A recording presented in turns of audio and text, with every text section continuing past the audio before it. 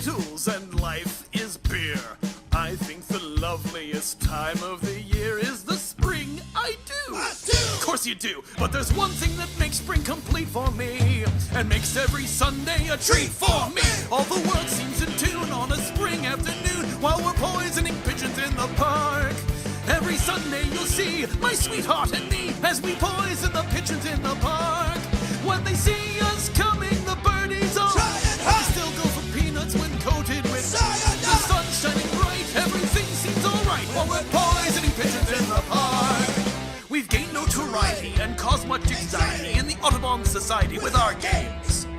They call it impiety and lack of propriety and quite a variety of unpleasant names. But it's not against any religion to want to dispose of a pigeon. So if Sunday you're free, why don't you come with me and we'll poison the pigeons in the park? And maybe we'll do in a squirrel or two while we're poisoning pigeons in the park. We'll murder them all amid laughter and except for the few we take home to. My post will be quickening with each drop of strychnine we feed to a pigeon. It just takes a smidgen to poison a pigeon in the park.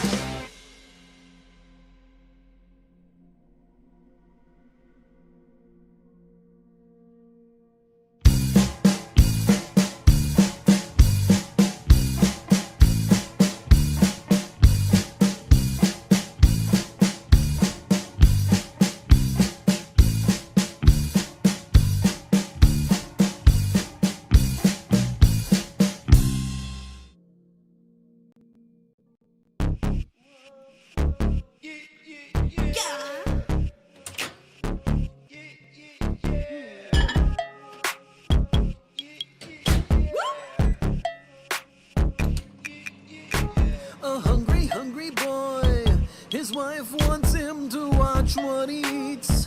She'd kick him out if he ever dared to cheat upon his diet eating sweets. Messy boy likes KFC and sometimes Dairy Queen. I hear them whispering about the restaurants that he's been, and now he don't know how to keep his fingers clean. Mommy don't know Daddy's getting slop at the candy shop, eating something unhealthy. Sneaks out for a Big Mac attack, and he's hiding snacks, and he thinks he's being stealthy. Oh, he got a big bag of Oreos that he just hid, and Mommy don't know that his diet's shut. Hope he don't get caught eating something unhealthy. Daddy, if you wanna use the app, you get your nuts, get your fries, my Burger King Crown Daddy, you gonna need to order up, cause even in a blizzard, you won't have to pick it up, you can have it all delivered, and you'll get some Panda, get some dozen Dunkin' Donuts, you're in the drive-thru cause you always get McDonald's, and when you want it, baby, you know we got it covered, DoorDash can be discreet, won't even ring the buzzer. Mommy don't know Daddy's getting treats brought by Uber Eats, sneaking something unhealthy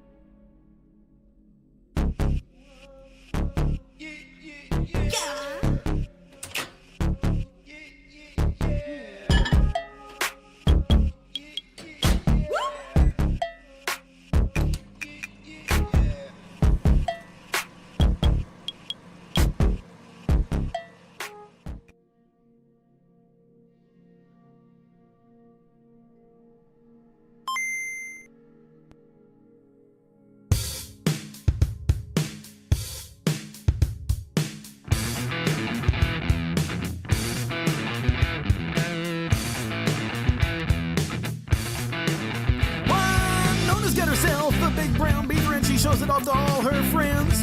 One day you know that beaver tried to leave her, so she caged him over cyclone fence. Along came Lou with the old baboon, said recognize that smell. It smells like 7 layers. That beaver eats Taco Bell.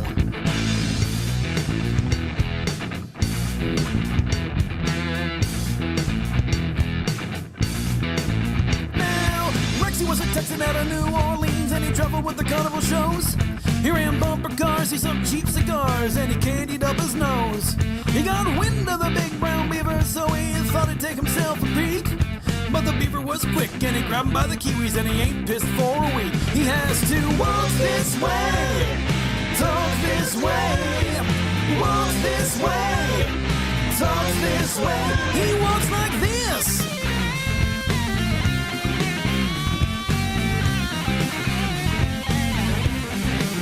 Can't piss.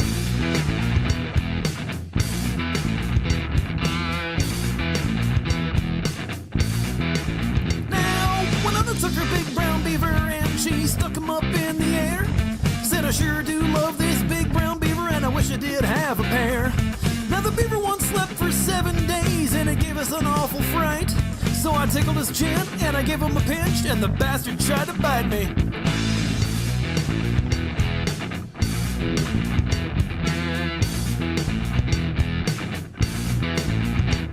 Seesaw swinging with the boys in the school with your feet flying up in the air.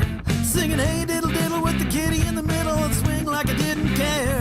Well, Nona loved her big brown beaver and she stroked him all the time. She pricked her finger one day and it occurred to her she might have a porcupine. She has to walk this way, talk this way, walk this way, talk this way. She has to walk this way, talk this way, walk this way, talk this way. Just give him a pinch.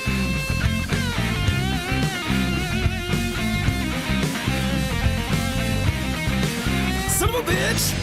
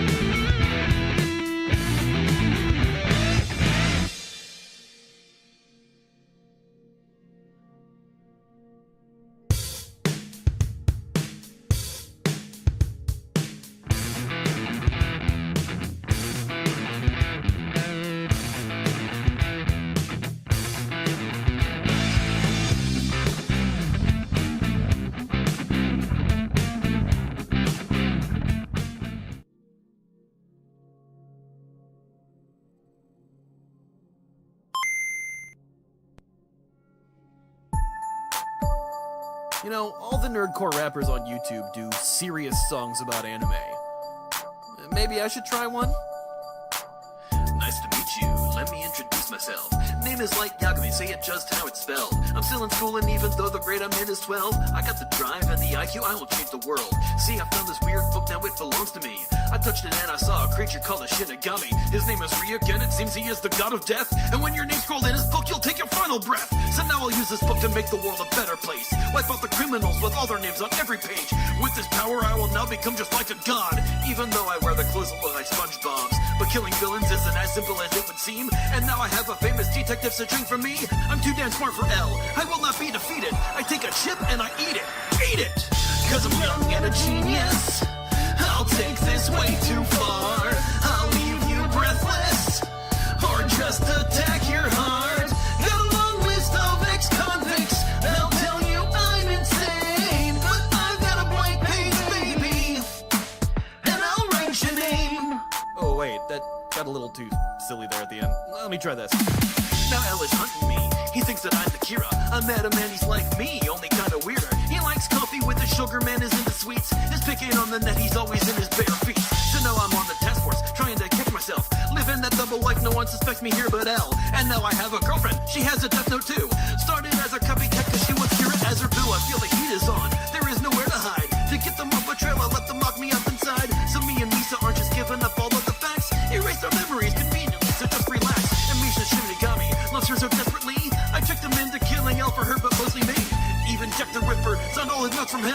think you may have caught me, but it's time to take the L. Cause I'm young and a genius. I'll take this way too far. I'll leave you breathless, or just attack your heart. Got a long list of betrayers. They'll tell you I'm insane, but I've got a blank page, baby, and I'll write your name. So now that L is gone, what is there left to fear? I'll keep it mellow, no enemies are even near. I've made a new world order, now Kira reigns supreme. Unless you piss me off, I've got your name, know what I mean? So just keep me happy, you don't want me pissed. Hope I don't use the Death Note for my shopping list. And in the background my Shinigami, he cackles. So just tell me, buddy, how do you like them apples? So I'm gonna roll forever, or I'm gonna go down in flames. You can tell me when it's over, if the high was worth the pain. Got a long list of mafia members, they'll tell you I'm insane. Cause you know I love being Kira, and you love the game. Cause I'm young and a genius, I'll take this way too far. I'll leave you breathless, or just attack your heart. Got a long list of betrayers, they'll tell you I'm insane, but I've got a blank page, baby, and I'll write your name. So I did a flip on blank space about Death Note. Whatever. This song is from my new album Illinois, available now wherever you stream music. Special thanks to Yagi for the video edit, Eek's design for the thumbnail, Ben Stahl for the music and production, and my patrons who make it all possible at patreon.com/insaneian. Oh, and T-Swizzle too, I guess.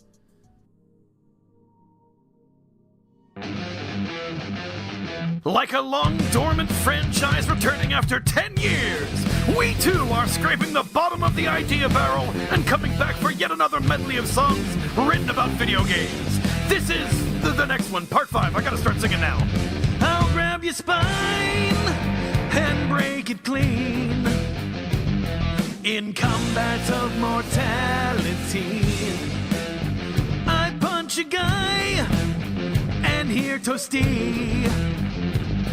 I'll flawlessly achieve victory in the combat of mortality with Shang Tsung and Johnny. In the combat of mortality, I'll win with a brutality, or friendship or fatality.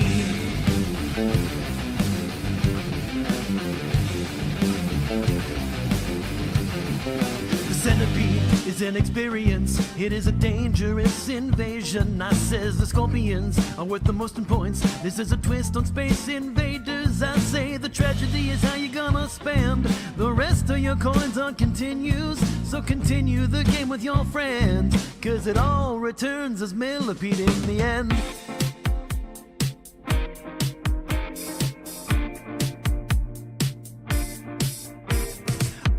Just outside of town, got 100 things to do. Children love when I'm around, chase me when I come through. Ain't no way you gonna frown, this bow makes me look new. Make you look like such a clown and steal your key ring too. If I'm honking, everybody gonna run. Steal a bunch of, I'm always having fun. Causing havoc, public baddie number 1. Got a list of mischief, cross it when I'm done. It ain't my fault that I'm out here on the loose. Gotta blame it on the goose. You can't blame me, I'm a goose, baby. It ain't my fault that I'm out here making moves. Gonna tie up both your shoes. You can't blame me, I'm a goose. Honk, honk, honk. Honk, honk, honk. Honk, honk, honk. Honk, honk. Blame me, I'm a goose. Blame me, I'm a goose. Honk, honk, honk. Honk, honk, honk. Honk, honk, honk. Honk, honk. Blame it on the goose. Blame it on the goose, ooh, baby. She got caught by an ape. She can't escape. Monkey sealed her fate. I think I'll sing it again. Barrel's gonna make me jump. Fire like what? All night long. Here comes Donkey Kong. Baby, that dawn to Donkey Kong.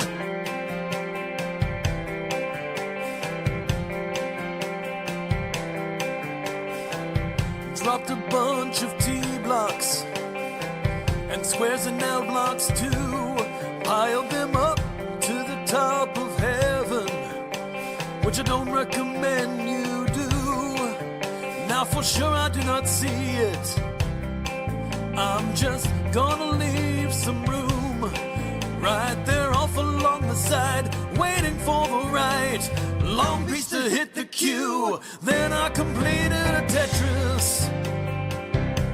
I cleared 4 lines in a single go. I completed a Tetris. But do I really need to cut it close? Can't touch me. Can't touch me. Stop! Burger time! Staring at the old map before you, climbing up the ancient ruins. Let the sun illuminate the path that you could not find. Reaching for handholds on the mountain. Your grip strength is just inhuman. Bad guys will beat you there. Shoot them in their dumb face. No one else can find it for you unless Lara Croft is here. No one else can live through this big train wreck. Scaling rocks will look so smooth. See, Spidey plays you in the movie. Right here is where the treasure's hid. The rest is still uncharted. Yeah.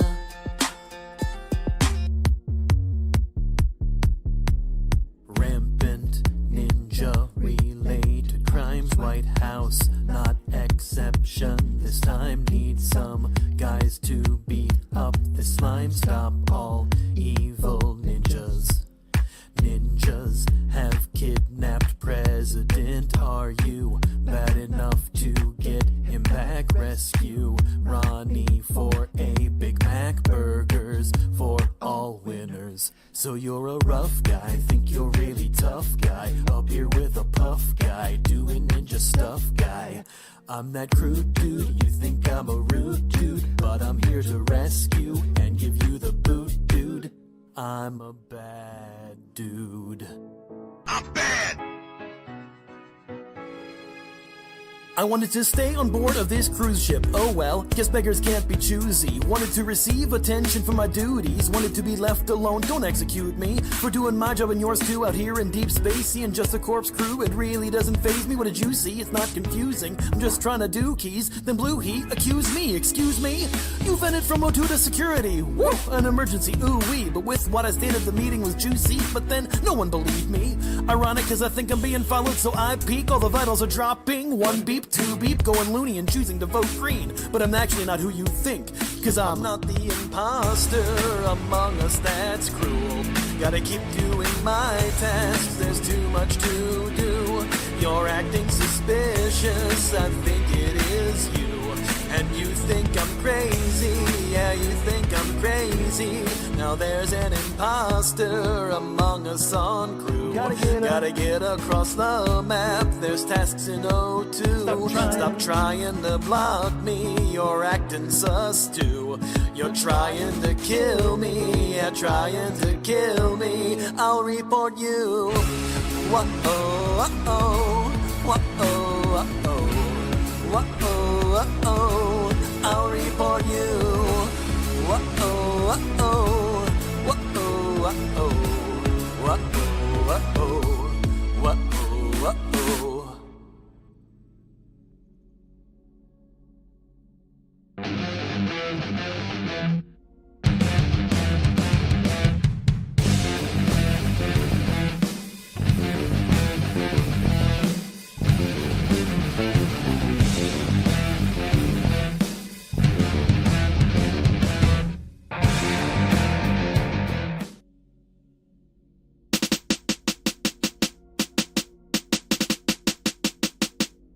You know, I'm tired here for a tale.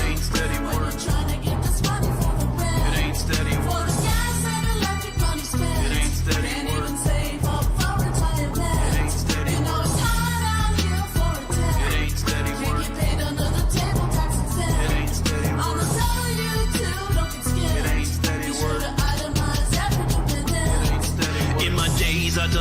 crazy things as a job, but working as a temp's like running errands for the mob. Cause working at this agency ain't filled me with complacency. I'm pretty sure I'm phoning for a fake university to make people pissed, cause they were on my list. They told me they ain't signed up for this place that don't exist, but that's just how it is. The temp work in this biz, it might be news to you, but it's been like this for years. It's just like I had feared, the job was ending quick. I'm trying to get rich before I leave about this sitch. I'm trying to get paid, but it's hard for a temp when after 2 weeks the whole job would just end. Yeah, it's hard out here for a temp. It ain't steady work. Every job has got you wondering when it ends. It ain't steady work. Ain't a whole lot on which you can depend. It ain't steady work. It's hard to keep a circle of friends. It ain't steady you know work. it's hard out here for a temp. It ain't steady When work. you're trying to get this paycheck for the rent. It ain't steady All the work. time, all the training that you spend. It ain't steady work. Just to have all the workers jumping ship. Man, it seems like I'm doing new jobs every day, still working as a temp, cause I gotta stay paid. I don't think I'm gonna stay at this new place anymore. It was just a 2-day gig, now they're showing me the dough. I'll never act one long enough to get insurance. I do so many things that I'll never find my purpose. 1 week I'm data entry, another I'm on phones, a third week cataloging all the escrow on your homes. Wait, I got a sweet new gig with an ad agency. I finished all my work, but they're still paying me. That's the way the game goes, gotta keep it strictly temping, gotta have my hustle tight, making change off the system, yeah. It's hard out here for a temp. It ain't steady When work. you're trying to get this money for the rent. It ain't steady work. Gotta stay together every cent. It ain't steady Because work. the work only lasted up and ends. It ain't steady You know work. it's hard out here for a temp. It ain't steady When work. you're trying to get this paycheck for the rent. It ain't steady You work. can tell that suddenly it It ends. ain't steady work. It's well work for the government. It ain't steady work.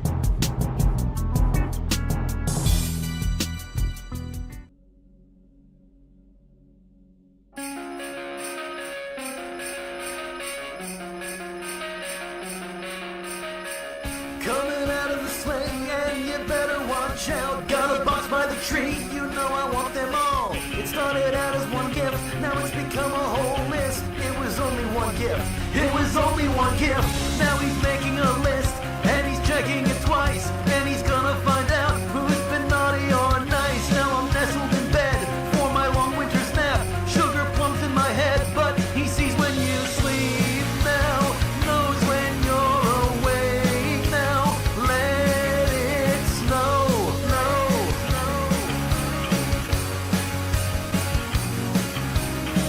And I just can't wait, it's killing me. He's coming to town. Christmas Eve, somehow Saint Nick's watching me, sleeping till the morning light, choking down some pumpkin pie. Now it's finally Christmas Day, family is calling me. Open up my eager eyes, 'cause I'm Mr. Yuletide.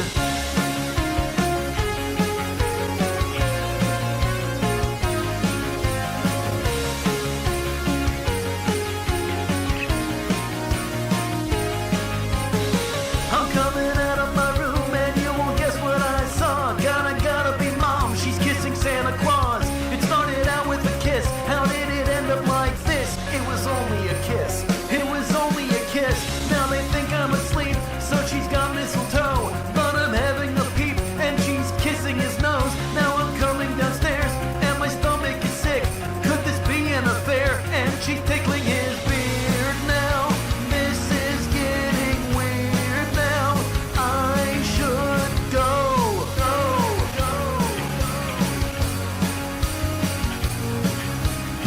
Cause I just can't look, it's killing me. Damn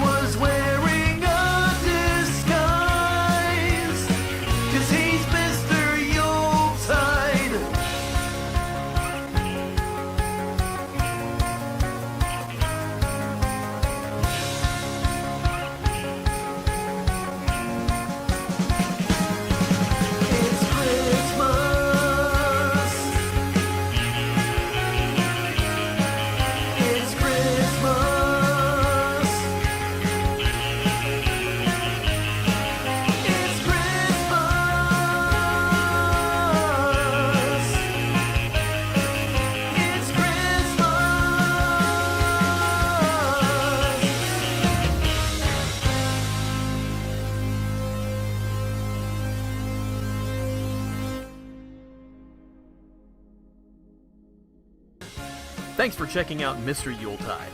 You can stream the song now on Spotify, Apple Music, and more, or get my new album, Illinois, available now on insaneian.bandcamp.com, and coming soon to all streaming services. Special thanks to my Patreon supporters for helping make this possible. Merry Christmas, all.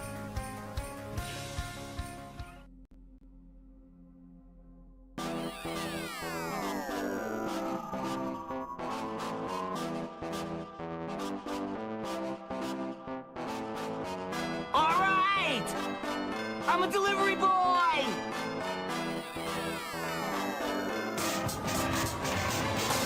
Start it up, cause I've got a job to do. My day begins at 1:45 to the crack of noon, and then soon I'll bring you all sorts of stuff to chew. Never thought I'd have this kind of job at 42.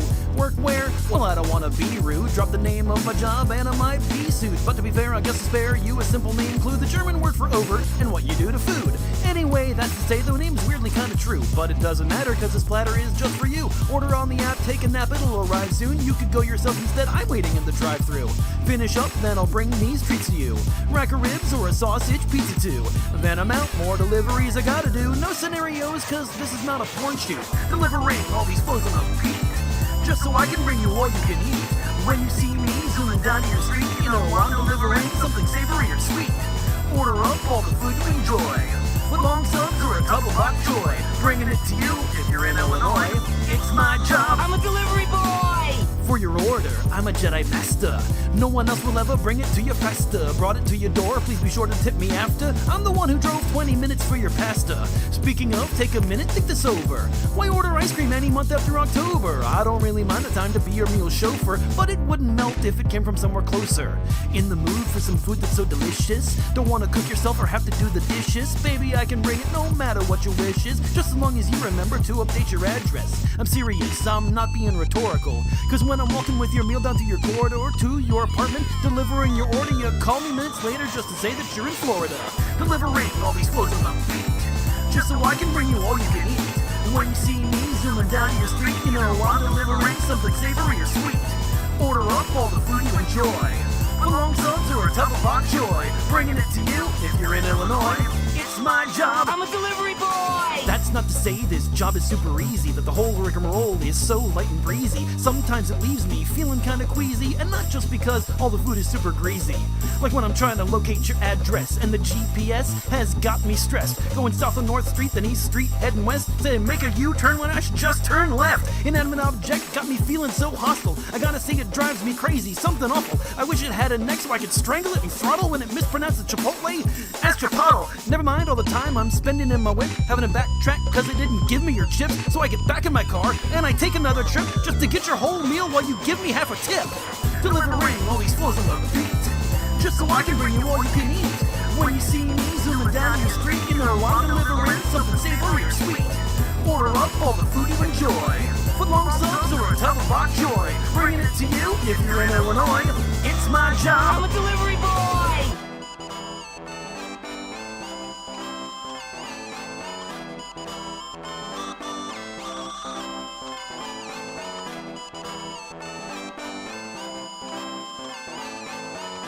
Alright! I'm a delivery boy!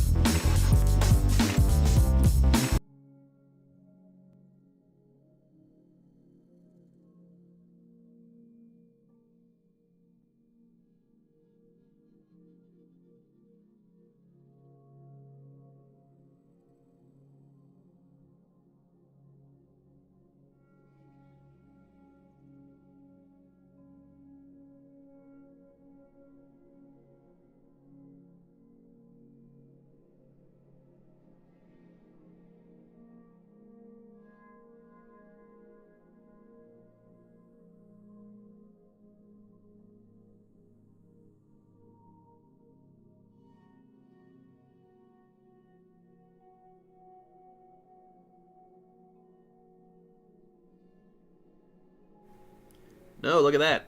Now you can hear me. I turned it down on one thing and it turned it down for everything, so that's super great. Yeah, neat. Can you hear me now? Everything volumized, good. I'll wait for the chat to say yes or no. Still can't hear me. Hello? Okay. It took a minute to catch up. Alright. Sorry about that. Okay. There's apparently more of a delay than I thought there was, so that's good. Anyway, as I tried to say before and was muted, greetings, Internet, and welcome to the 20,000 subs special live stream Q&A and whatever else we feel like doing. Man, thank you all so much for subscribing and supporting the channel like you do. I really, really super appreciate it. 20,000 subscribers is, pretty awesome. I'm thankful for each and every one of you for subscribing, so thank you all for that. Okay. Chat lag is so fun. You're right, yes. Okay. So, like I had advertised this to be, this is going to be a Q&A, at least for the first part of it. We might react to something or play a game or something. I don't know. We'll see how things shake out. We'll see how long the Q&A takes, and we'll see if I have a voice at the end of that. So, you are the Internet. Everyone, collectively. If you're on the Internet, you are the Internet. So I put out a call for some questions on my channel. So we're gonna answer some questions. I have them on my phone because I'm prepared, like a smart person occasionally. Not playing Beat Saber. I don't have my VR hooked up. Thank you, Harris. I appreciate the congratulations. So let's move on to the Q&A real quick here. The first one is from G. Bradley 3547. Congratulations. This is a relatively simple question, so sorry if you may have answered this in the past. What made you want to get into comedy/parody music? And if you could do something differently, what would it be? Thank you, Spill Milk, for the congratulations. Yeah, so obviously Weird Al got me into comedy music and parody music. I was about 5 or 6 when I first heard Weird Al, and I was like, yeah, okay, this is what I want to do now. And I was also wanting to be an actor at that same time and that same age. So if I wasn't doing comedy parody music, I'd be an actor, which is technically what I am. I do comedy music, but I'm also an actor.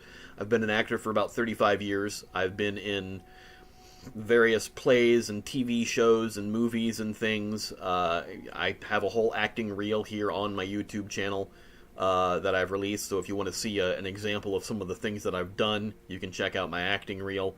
But I was on Broadway when I was 13 years old, so I've been an actor. If I weren't doing something in entertainment, I'd be doing something else in entertainment. So, entertaining is kind of what I've always wanted to do, be it being stand-up or comedy music or performing as an actor. That's really the answer to that question. Thank you for the congratulations, George. Moving on to the next question. Funny Moss Man says, congratulations, Ian. I'm super happy for you. Thank you, Funny Moss Man. I was wondering if there is there one song that you've written that you'd change/rewrite if you released it now? Yes. There are kind of a handful of them that when I wrote before, attitudes have changed, opinions have changed. I will admit that some things that I've written previously could be considered problematic. Sure. I was younger and didn't think the way that I think now. One of them I have rewritten. Thank you, Improved. I appreciate the love for the content. I rewrote my song Achievement Unlocked for 2020 because we were all in lockdown and I wanted new achievements for my life. But also, I rhymed something in the original song with the word whore. And I don't like to disparage sex workers. If that's your job, that's fine. Do what you need to do. A lot of my early work could be listed as, how can I put this delicately, unnecessarily horny. I was in my late 20s, early 30s when I wrote a lot of that stuff, so yeah, I could definitely rewrite a lot of those things. Also, there's songs that I've done about people that aren't really great anymore. I did a song called Joss Give Me a Season about Agents of S.H.I.E.L.D., which was executive produced by Joss Whedon, and Joss Whedon now kind of persona non grata anymore. So, yeah, some songs I would probably rewrite. Cosplaying fangirls I'd probably not write at all, or just make it more explicitly everybody is able to cosplay, not just the hot girls. Hot guys are able to cosplay too. So, you know.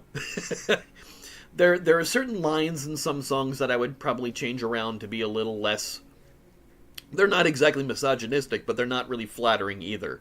So, I try to be open and accepting to everybody, and you know, everybody goes on their own personal journey as well, so some things might be changed around, sure. There's a couple songs that I've given examples of. Lil Gino Goth writes, out of all the songs you've reacted to, what was your favorite to react to? Ooh, I've done over 100 reactions now, so that's a good question. Probably... I know it's one of the Stupendium songs. Which, by the way, yes, I have this Stupendium U2s up here. I'm pointing this way. That's how it goes. I don't know. I'm looking at my camera, and that. The Stupendium U2s. It was in the last reaction. I haven't unboxed it yet. Maybe I can do that. Anyone can cosplay regardless of outward apparel. You mean outward apparel or outward appearance? Yes, anybody can cosplay. Anyone is able to cosplay. Cosplay is for everyone. Will the Q&A only be with submitted questions, or will be extended to the live chat? Once I run out of questions in the Q&A section that people were submitted to, I can go to the live chat. Saw you at C4 in Traverse City, I think. Probably not me. I don't know what C4 is, and I don't think I've ever been to Traverse City. Yeah, Ardor, you can ask questions in the chat. I will get to them. I'm trying to split my time between the people who asked questions when I asked for them and now. Oh, still waiting for it to ship. Yeah, I had the same problem with something else that arrived. I might be doing an unboxing of the U2s. I might be doing an unboxing of a game that I waited a full year before it finally arrived. So, you know, I've got a couple things planned. But anyway, favorite song I've reacted to is probably a Stupendium song. It's either going to be things like The Toy Box, which is an amazing song, or Don't Let the Bellhops Bite, because I'm in that video. So that's exciting for me to be like, hey, there's me when I go to a reaction. So something like that. What is your favorite line phrase that you've heard in a song? Oh, man. There's a lot. So narrowing something like that down... I can't think of anything right now. If it isn't the crow man, yes, a lot of people compare me to a crow because I laugh full-heartedly. I laugh with my whole body and throw my head back, and yeah, I get compared to a crow. That's fine. I tend to laugh big in reactions, or just in general in real life, because as I said before, I'm an actor, and I can't laugh on stage when something funny happens. Because I've been doing it for so long, you kind of get conditioned to not break on stage. So when I'm off stage, I break big. I laugh big. So that's why I tend to throw my head back and laugh really big when I react to things. I also do it when I'm out at shows. When I'm going to comedy shows or plays, I'm in the audience. I want to be a good audience. I want to laugh big. What's your favorite line or phrase in your own songs? That's a tough one too. There's a line I have in a song. Excuse me, I've been talking nonstop and I needed water. There's a line in a song I did called "Must Love Dogs." Let me see if I can pull up the line, because I honestly cannot think of it right off the top of my head. That's sad that I can't think of my own lyrics. But I know it's in that song, so... Must Love Dogs was on my previous album, Internet Famous. And the line in the song is... I know it's in that song. Boo.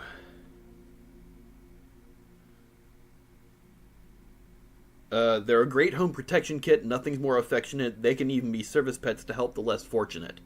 Really happy with that little couplet of rhymes. So yeah, that's a big one for me as far as my favorite line I've written. There's a couple good lines in Delivery Boy that I'm really happy with too.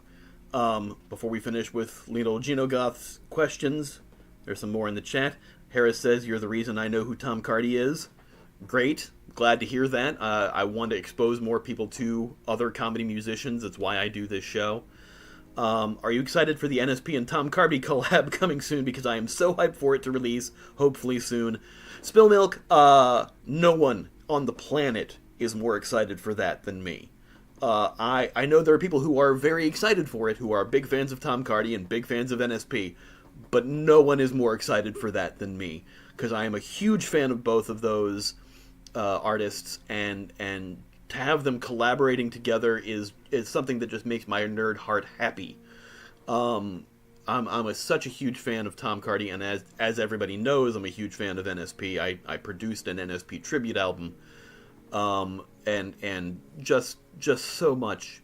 I can't wait for it. And Tom Cardy also collabed with Brian David Gilbert around the same time he collabed with NSP. So, holy crap, even more great comedy music collaborations. Very excited to hear that, to see that. Also, it was revealed that the song title that Tom Cardy is collabing with NSP is called These Nuts, which is the name of their next album. So he's on the title track. That's awesome. That is going to be exceptional. I'm very excited for that. Excuse me. Improve says, favorite song you've made? Wow. Usually the cop-out answer is the newest one. But for me, so far, Delivery Boy, which if you caught to the stream early, it was the last video that was playing before I started talking to you all. And also there's a song on my previous album, also called, the previous album, Internet Famous, called Rules of the Road, which is a Meatloaf pastiche. It's a 7.5-minute song done in the style of Meatloaf. That's probably one of my favorite songs I've ever made, because it's such a deep dive into the work of Meatloaf without being a direct parody of anything Meatloaf has done. But it pays homage to that while also kind of being a fun song about road rage. So yeah. If you have to pick your top 5 favorite musicians you've reacted to on the channel, who would they be? That's pretty easy.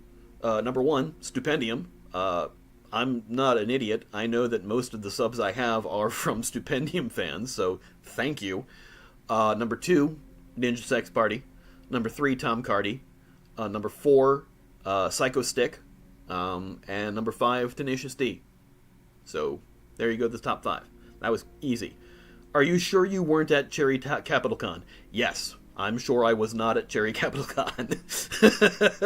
Yay, somebody who loves Internet Famous. Thank you, Mustachio. Alright, back to little Genogoth's question, because there were 4 questions in there. The last one says, favorite Stoops song/video? Look, they're one of my top artists. I had to ask. Favorite song or video? It's probably one I haven't reacted to, which is Shine Through. I didn't react to it because it's kind of a more serious song, not really a comedy song, so not really great for the channel, for what I do. Although I have been reacting to Stoops' more serious songs on my Patreon as Patreon exclusive reactions, so if you want to check any of those out, like Open the Sky for the Stray video, or anything like that, you can check out my Patreon at patreon.com/insaneian. Shameless plug! Alright, anyway. But favorite song probably is Shine Through. Favorite video is probably either Ad Infinitum or Toy Box. Although Pizza the Action is great. Every Stoops video gets better, so it's hard to pick a favorite video. Neath, the musical for Fallen London, is amazing too. all of these videos, lots of great videos. You do have many questions, obviously, little Gino Goth. I just went through the 4 that you had there. But also, again, yeah, the video that I'm in. Don't let the bellhops pipe. I love that one, too. So, Snorlax Gender says, nice job, man. What are some of your non-comedic musical influences? Everything from teenage comfort bands to artists that inspire you to push your own limits. That's an awesome question. Yes, George, what's Ian plugging now? A little riff on what Luke's plugging now. The great Luke Ski has a jingle about that. My non-comedic musical influences, the biggest one is still kind of comedic, and that's the Presidents of the United States of America, the band from the 90s who did Peaches and Lump and all sorts of things like that, Mach 5. There's an image of me in the Hitman song, but I'm not acting in it. There's just a quick picture of me. I've been one of the targets that was killed. So I'm dead in 2 different Stupendium videos. Apparently I was killed by 47, or whichever agent number Stupendium is, and my ghost appears in Don't Let the Bellhops Bite. Excuse me. Have I seen any Kevin Temmer videos? No, but that has been suggested to me, and I've been trying to add some of that to my reaction list at some point. But yes, I'm going to reach over here real quick. The Presidents of the United States of America, my favorite band of all time, and so much so that I'm a super fan, and my name is on the special thanks on this album, and featuring Insane Ian Bonds. Can you see that? And featuring Insane Ian Bonds right there. That's my name. Yeah. So I've been lucky enough to have the lead singer of the Presidents appear on some of my songs. Beyond that, I'm a big fan of a band called Eels. I'm a big fan of Beck. I'm a big fan of Foo Fighters. On my last album, on Illinois, I did pastiches to Real Big Fish and Nerf Herder, 2 bands I'm a huge fan of. I did a pastiche of Twerp on that album. I love Twerp, and I'm a big fan of those. And all of those artists influence me. Because I do pastiches and because I do parodies, a lot of bands that I'm a fan of or influenced by, I ape their style for a pastiche. Ad infinitum is a mind-melting mess of amazingness. That's why, in my reaction to it, you can literally watch my brain get destroyed. Excuse me. Do you ever plan to look at more Bo Burnham songs? Do I plan to? Yes. Will I? Probably not likely. Only because the video itself gets claimed immediately by Netflix, because I've seen everything that came out before Inside. So everything from Inside and after, because it was on Netflix claims, and I can't show the video. I have to cover it up with words and blur it and all that stuff. So it kind of makes the reaction a little less. So it doesn't really work great to do a reaction to it on YouTube. I would like to, but it's kind of hard to do. Kevin Temmer is goated. Good to know. I recommend I've Had a Dream for quite some time. Alright. Just marched a bunch. Oh, glad you could catch it too, Lucas. Thank you very much. Moving on to the next one. Callum Bandle 87. Is there a song idea you always wanted to make but haven't yet? Sort of. A lot of song ideas that I've wanted to make, I usually do make. There was a song that I was going to do on my last album, Illinois, that I didn't do because I wanted to do a pastiche of Panic at the Disco called Panic at Nabisco. And I was going to do this song about basically just an event that happens at the cookie factory where things were exploding and whatever. And right as about the time when I was about to do that song, Nabisco went on strike. Like, the workers at the Nabisco plant went on strike.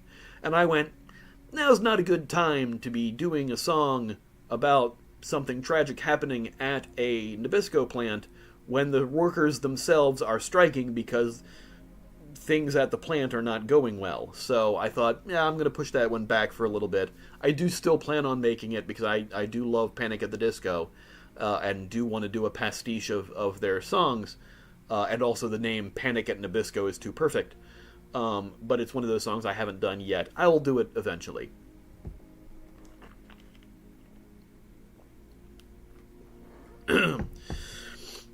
I'm learning about artists I've never heard of, but I'm checking them out after this. I appreciate that, Miss Mustachio. What about Bo Burnham's song, I'm Boyo? Like I said, I've heard that already. Anything that he did before Inside, so the 3 albums he put out before that, actually probably 4 albums he put out before that, I've heard, because I own them. I own the albums, I've seen them and all, so I already know those, and the thing about the reactions that I do is it's a first impression reaction. So if it's something that I've seen before, you're not getting the honest reaction from me. So I'm not like, it's something I've seen before, so I'm anticipating things. Or heard before. Prehistoric Meatloaf says, not sure if you've answered this already or not, but what Tom Cardy song or do you think sounds the best? Sounds the best, or is just my favorite? I love Red Flags. Red Flags is a great song, and Red Flags has been blowing up again. Tom's been posting a lot about how the song is doing lately. He's almost at 1 million subscribers on his YouTube, so congrats, Tom. And that song is doing crazy numbers all over the world again, and it's been 2 years since it came out. And it's going to blow up again soon, because as the chairperson of the Logan Awards, which are the Logan Whitehurst Memorial Awards for Excellent Comedy Music, aka the Comedy Music Awards, I'm the chairperson of that. We're announcing the nominees for the Logan Awards this year. The ceremony is going to be in October, but the nominees get announced on Thursday this coming week on the Fumpcast. So Tom's going to be very happy to hear about a certain nomination, I'm sure. Excuse me. Talking a lot. Need water. Ardor, I figure you're not the only one of the people who subscribe because of Stupendium. I have a feeling that there may be about 19,000 of you. Opinions about pineapple on pizza. This may be controversial. I love it. Whatever. I don't care. Pineapple belongs on pizza. Anything belongs on pizza. But then again, I'm the idiot that would put Oreos cream side down on pizza when I was in high school. I'm not a smart man. You just got your friend to subscribe me. Thank you, Lucas, and Lucas's friend. What song do you think was the hardest to write and produce? Continuing the question from Callum Bandy 87. Hardest of my own to write and produce was probably Rules of the Road. That song took 3 years from conception to finishing the song. And Panic at Nabisco probably will be the next hardest to write and produce. Because just coming up with the concept of the song first, like, the thing about Rules of the Road, the song that I did that's a Meatloaf pastiche, Meatloaf's songs tend to be car imagery as euphemisms for sex. And I just took out all the innuendo and just made the car imagery about cars. And so that's why it's Rules of the Road. And doing that and conceptualizing that and finally getting, like, what songs of his are we going to kind of, like, show as influences or as we're doing a pastiches for in this song took a long time to figure out how to fit things together and make it sound like a Meatloaf song. Because Weird Al has done a Meatloaf pastiche. Weird Al did Stop Forwarding That Crap to Me, which is supposed to be a Meatloaf pastiche. And to me, it didn't have all the earmarks that would make it a Meatloaf pastiche. It didn't sound enough like a Meatloaf song to me. So I wanted to do something that sounded more like a Meatloaf pastiche because I was a big fan of his music. I was a big fan of Meatloaf's music, and that's kind of why I did that. So, all right. Pineapple on pizza is awesome. Yes, George. Is a hot dog a sandwich? Y'all are really hitting me with the controversial questions here. Sure, a hot dog is a sandwich. You eat it at sandwich time. Opinions on pizza on pineapple. So what, just a big chunk of pineapple with little pizzas on it? You do you. Whatever you feel. How dare you? My songs. Prehistoric Meatloaf and the artist Meatloaf, I think you're two different people. I only say that because the artist Meatloaf is dead, so you don't seem dead, even though you're prehistoric. Whatever. Pineapple pizza is bad. Everyone is entitled to their own opinion. Not everything that is comedic will people find funny, because comedy is the most subjective thing in the world. So, sure, food can be too. Is GIF pronounced GIF or GIF? I gave away my answer at the beginning of that. GIF. It's pronounced GIF. The person who created it said it's pronounced GIF, and they're wrong. Would you rather have unlimited bacon but no games, or have games, unlimited games, but no games? Oh no, I've gone cross-eyed. That one, try again. Alright, moving on to the next thing. Thumbert555 says, congrats man, my question is, if you could collaborate with anybody, who would it be? Generally, if I could sorry. You ever forget to pay your mouth bill? Yeah, me too. If I could collaborate with somebody, usually, I do. I'm one of these people who, if I want to collab with somebody, I will outright ask them, and that happens. I have a collaboration with the Stupendium coming soonish. Hopefully next Friday, if I get the damn thing finished. I've been working on this thing for like a year, but I had to move in the middle of that, so a lot of time got moved around. But anybody that I could collaborate with that I haven't yet, obviously Danny Sexbang from Ninja Sex Party, Tom Cardy I'd love to collaborate with, Twerp I'd love to collaborate with, Nerf Herder, Perry Grip from Nerf Herder I'd definitely love to collaborate with. So there's a bunch of artists that, yeah, that if I could collaborate with anybody, obviously Weird Al. I mean, I've technically done a song with Weird Al already. There's a song called If I Could Be Weird Al that a bunch of comedy musicians do verses on. It's written by Spaff. And Weird Al shows up at the end of that song. So technically I'm on a song with Weird Al, but I haven't actually worked with him on a song. Obviously that'd be the biggest one.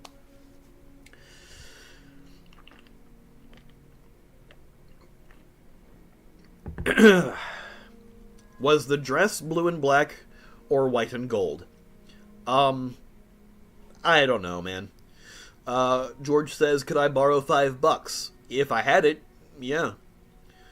Sun Seal Silverfall Meatloaf Pastiche sounds too close to a meatloaf pasty. I could go for a few meatloaf pies. Hells yeah. Dodgers or Angels from Midnight Unknown? The Orioles. The Orioles is my answer. They're having a great year, great season this year, and I'm from Baltimore, so it's going to be Orioles all the way, every time. Insane or Ian? Ian. Ian is my name. So if you see me, don't just call me insane. We're not on a first pronoun basis. But Ian is usually fine.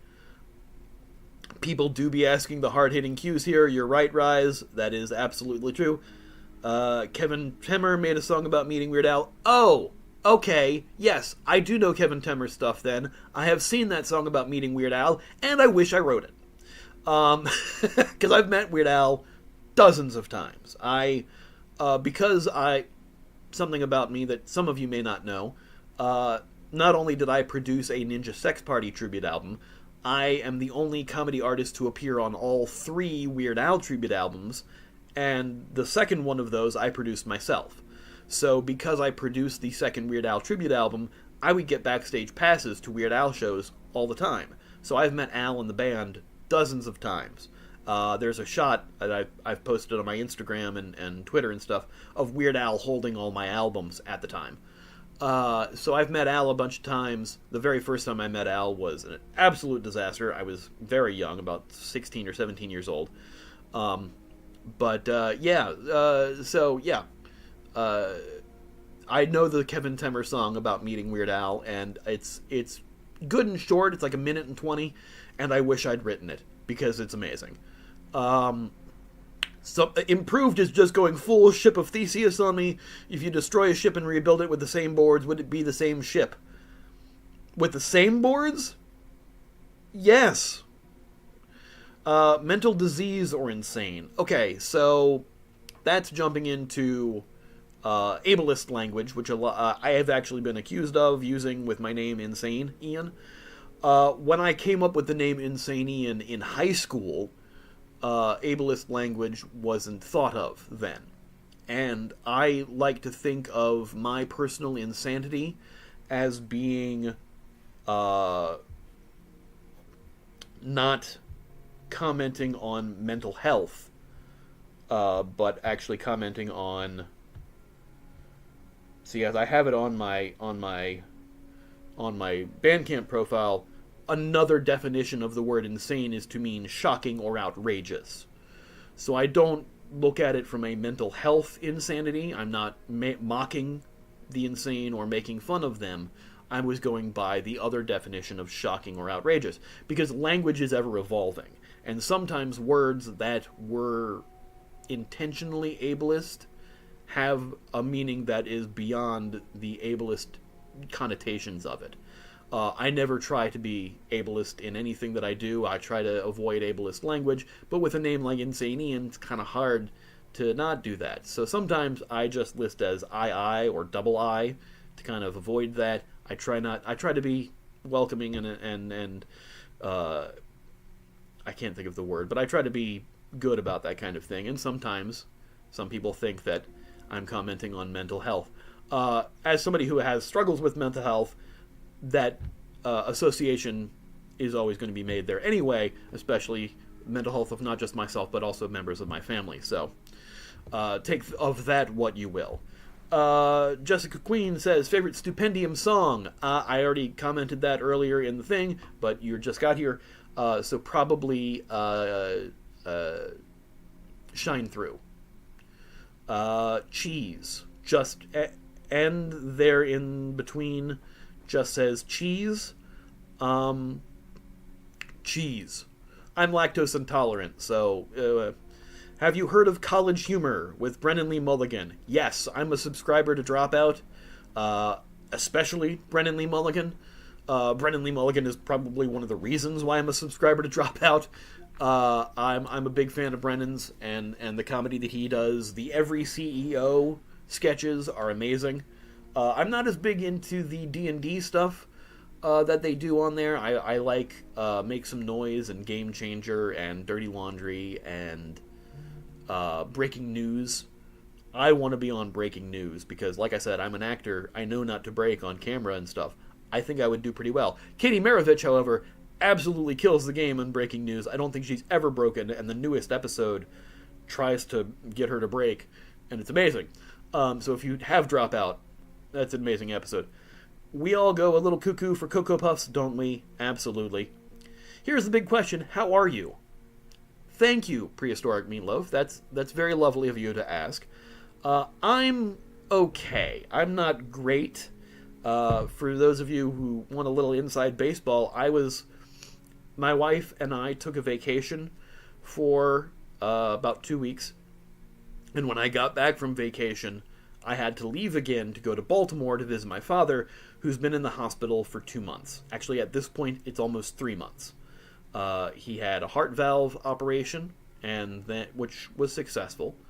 But as he got that, all the doctors were like, hey, we found something else that's wrong. Let's keep you in here for this. Oh, and hey, we found something else that's wrong. Let's keep you in here for this. Because Medicare is going to pay for it all, so let's find everything that's wrong with you.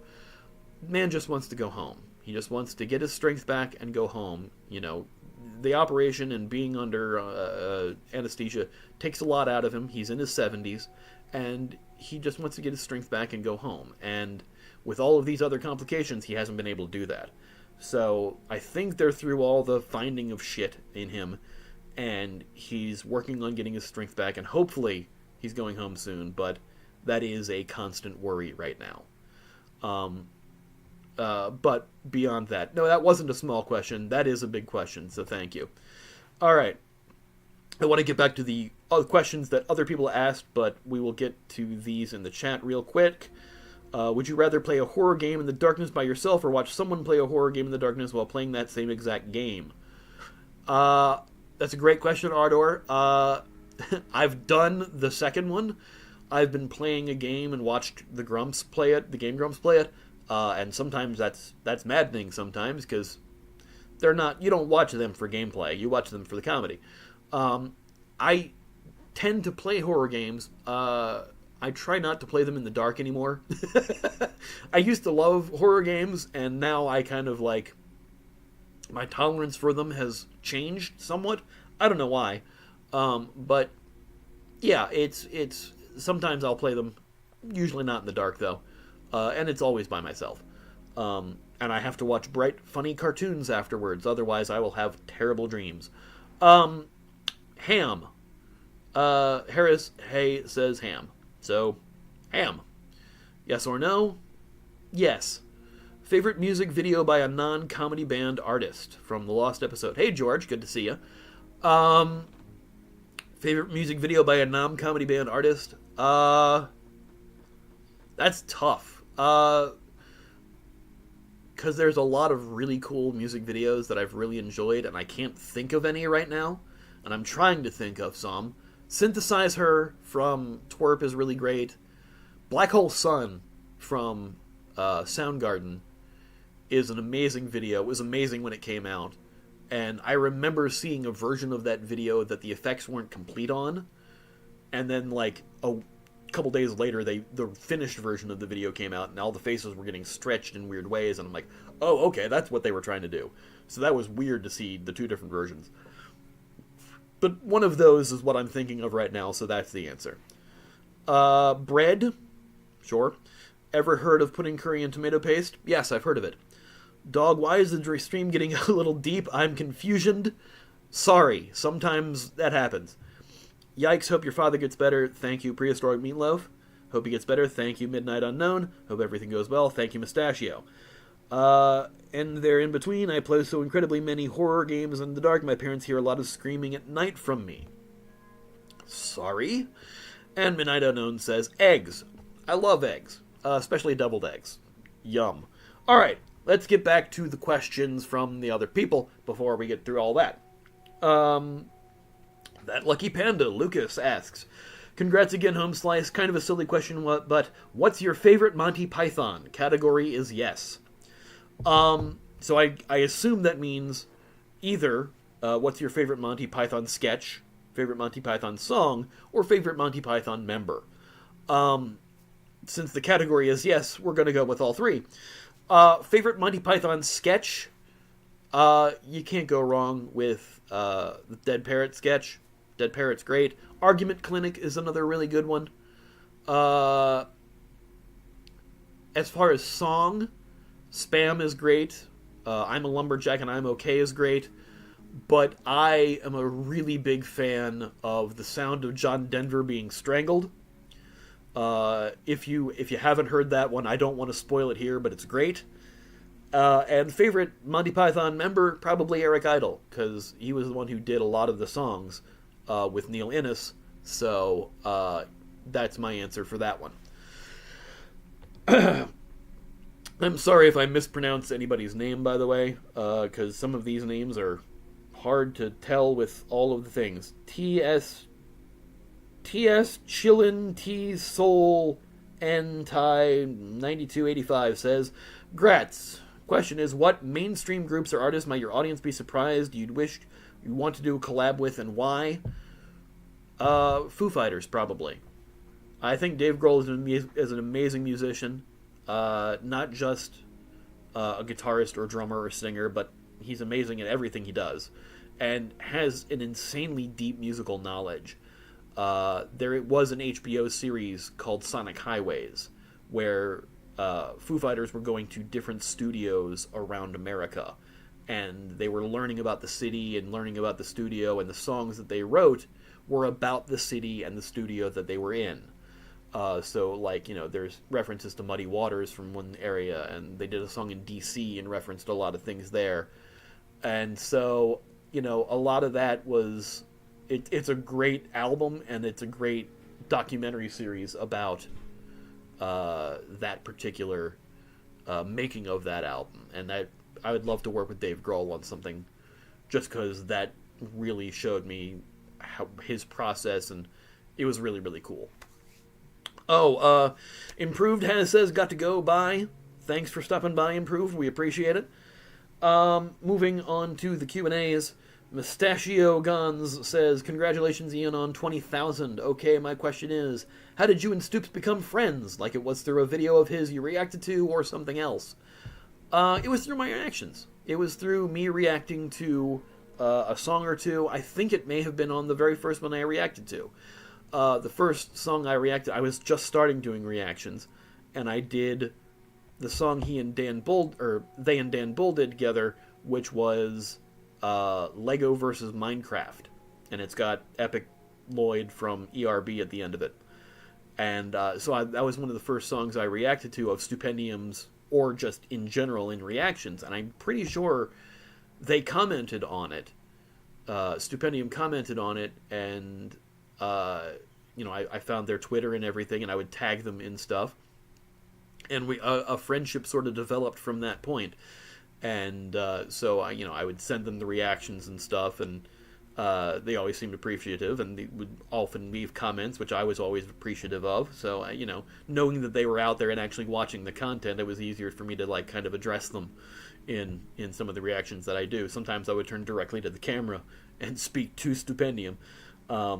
So, and even the Patreon only ones I actually send to Stupendium so that they can see them too. So yeah, the friendship kind of developed from me reacting to stuff, and because of that, they reached out and asked if I would be in a video, if I would film the thing as the ghost, which I was very honored to do. And occasionally they name drop me, either in written on the screen or actually verbally name drop me in the Back for Blood song, We Told You So. There's Ian Went Insane as graffiti on the wall, and in the Can't Teach This video, Stupendium calls me out as a reactor at the very end, so I had to react to that one. So, yeah, Stoops tends to check in on the reactions to their stuff, not just with me, but anybody reacting, so it's really cool. Favorite Freshie Canal battle? Prehistoric Meatloaf asks. Just came out with Jack Horner versus Eggman. I haven't seen that yet, but I have heard that was coming out. I haven't seen a whole lot of Fresh Canal stuff, so I would have to say the one that I like the most is probably the one I last reacted to, which was Guy Fawkes versus Robin Hood. They interact with the community or not. It's nice to find a creator that interacts with their community. Absolutely. I try to do the same, obviously. Very random. Would you rather have sleep paralysis nightmares every night, or be told how you're going to die? Ooh. I'm not a big fan of would you rather when they're that deep. Maybe told how I'm going to die. I plan on living forever. So, especially since YouTube will basically allow that. Or for as long as YouTube's up anyway. Yeah, probably that one. Moving on to the questions here. What song on Smarm-Proof Lobster Cabinet was your favorite to create? For those of you who may not know, Smarm-Proof Lobster Cabinet is my most recent album. It is a B-side collection. I put these out every so often. It is my 5th B-side collection. Any songs that I've released that don't wind up on a regular studio album proper, anything that wasn't intended on being a single for that, goes on a B-side collection. That includes stuff that I've done for Kickstarter backers, stuff I did exclusively for my Patreon patrons, stuff I did as collaborations with other artists, occasional live tracks. Basically a B-side collection, collecting all of those. So, as far as favorite on that one to work on, looking at all the tracks, I would say probably there are 3 different ones because they were all. I mean, all of these weren't like made for this album. They were just made for different opportunities. Walk Winona's Big Brown Beaver This Way, which some of you saw the video for. It's a mashup. It's a mashup of Winona's Big Brown Beaver by Primus and Walk This Way by Aerosmith. And I've always loved the fact that the lyrics for one fit the music of the other. So I did the mashup. I'm glad I finally recorded that. I've had that idea for years. The single Unhealthy that I did with Twill Distilled, I'm a big fan of that. I liked how that came together. And I had the idea for a little bit and threw that on there. And the Shadow of the Dawn of the Rise of the Video Game Medley Part 5 Origins the Beginning HD. Some of you who came in early saw the video for that video game medley. That's my 5th one of those that I've done. I did those every so often. They would usually be how I would close out my set when I performed live. And I wrote that one for MarsCon last year. Because I hadn't done a medley in a while, and I had a bunch of dumb parody ideas that I thought I could fit into a medley, and that one was those medleys are always super fun to create. So that would be my answer for that question. Would you rather egg or egg? No, I'd rather egg. Rise of Evil Link says, Immortal Insane Ian, the true alliteration. Very nice. I just started listening to that the other day. Mustachio, I'm not sure which one you mean because there's a bit of lag there, but alright. Would you rather pizza or the heat death of the universe? Pizza, please. I love pizza. Prehistoric Meatloaf, Stupendium was in Freshy Canal's first cipher, played the Mad Hatter. I'm aware of that. I think that's on the docket somewhere to be reacted to at some point. I think the next cipher I'm reacting to is probably going to be the Fairy Tale cipher. Alright. Oliver Sherman, 2414. Congrats on getting so many subs. You deserve it. Not really a question, but thank you very much, Oliver. Massive Q42. Are there any comedy musicians, artists you like / would recommend that will probably never get featured in a reaction video since you've seen it all and they're unlikely to release new material? Unlikely to release new material is tougher. Because I want to say Stephen Lynch, but Stephen Lynch has probably got a new album at some point. Although it doesn't usually do a lot of music videos, so possibly. Possible Oscar is a band, comedy band that I've worked with. Great band. I don't think they're doing music anymore. So, and of course I've heard everything that they've done, so it's kind of hard to react to their things when I've already heard it. So Possible Oscar would probably be one. There's been a couple artists who've been on the FUMP, the Funny Music Project. For those of you who may not know, it's a coalition of comedy artists of which I'm a member. Smart Proof Lobster Cabinet is what you've been started listening to. Thank you, Mustachio. I appreciate that. So there's a couple artists on the FUMP that have stopped working on stuff, so that some of those maybe I would, but I can't think of any particular artists off the top of my head on that one. Possibly Weird Al. Because Al's not really doing a whole lot of new music. He's not going to be making any new albums. He's already said he's not making any new albums. If he does do new music, it's probably going to be a single. So perhaps if he does do any new music, I'll react to that single. I've tried to react to a few things. He did Now You Know from Weird, which... I'm sure this is lovely looking. If you haven't seen it, Weird, the Al Yankovic story, hilarious movie. Dan Radcliffe from Harry Potter playing Weird Al. It's amazing. This is the Australian Blu-ray because they didn't release it on Blu-ray in America. And 4K is region free. But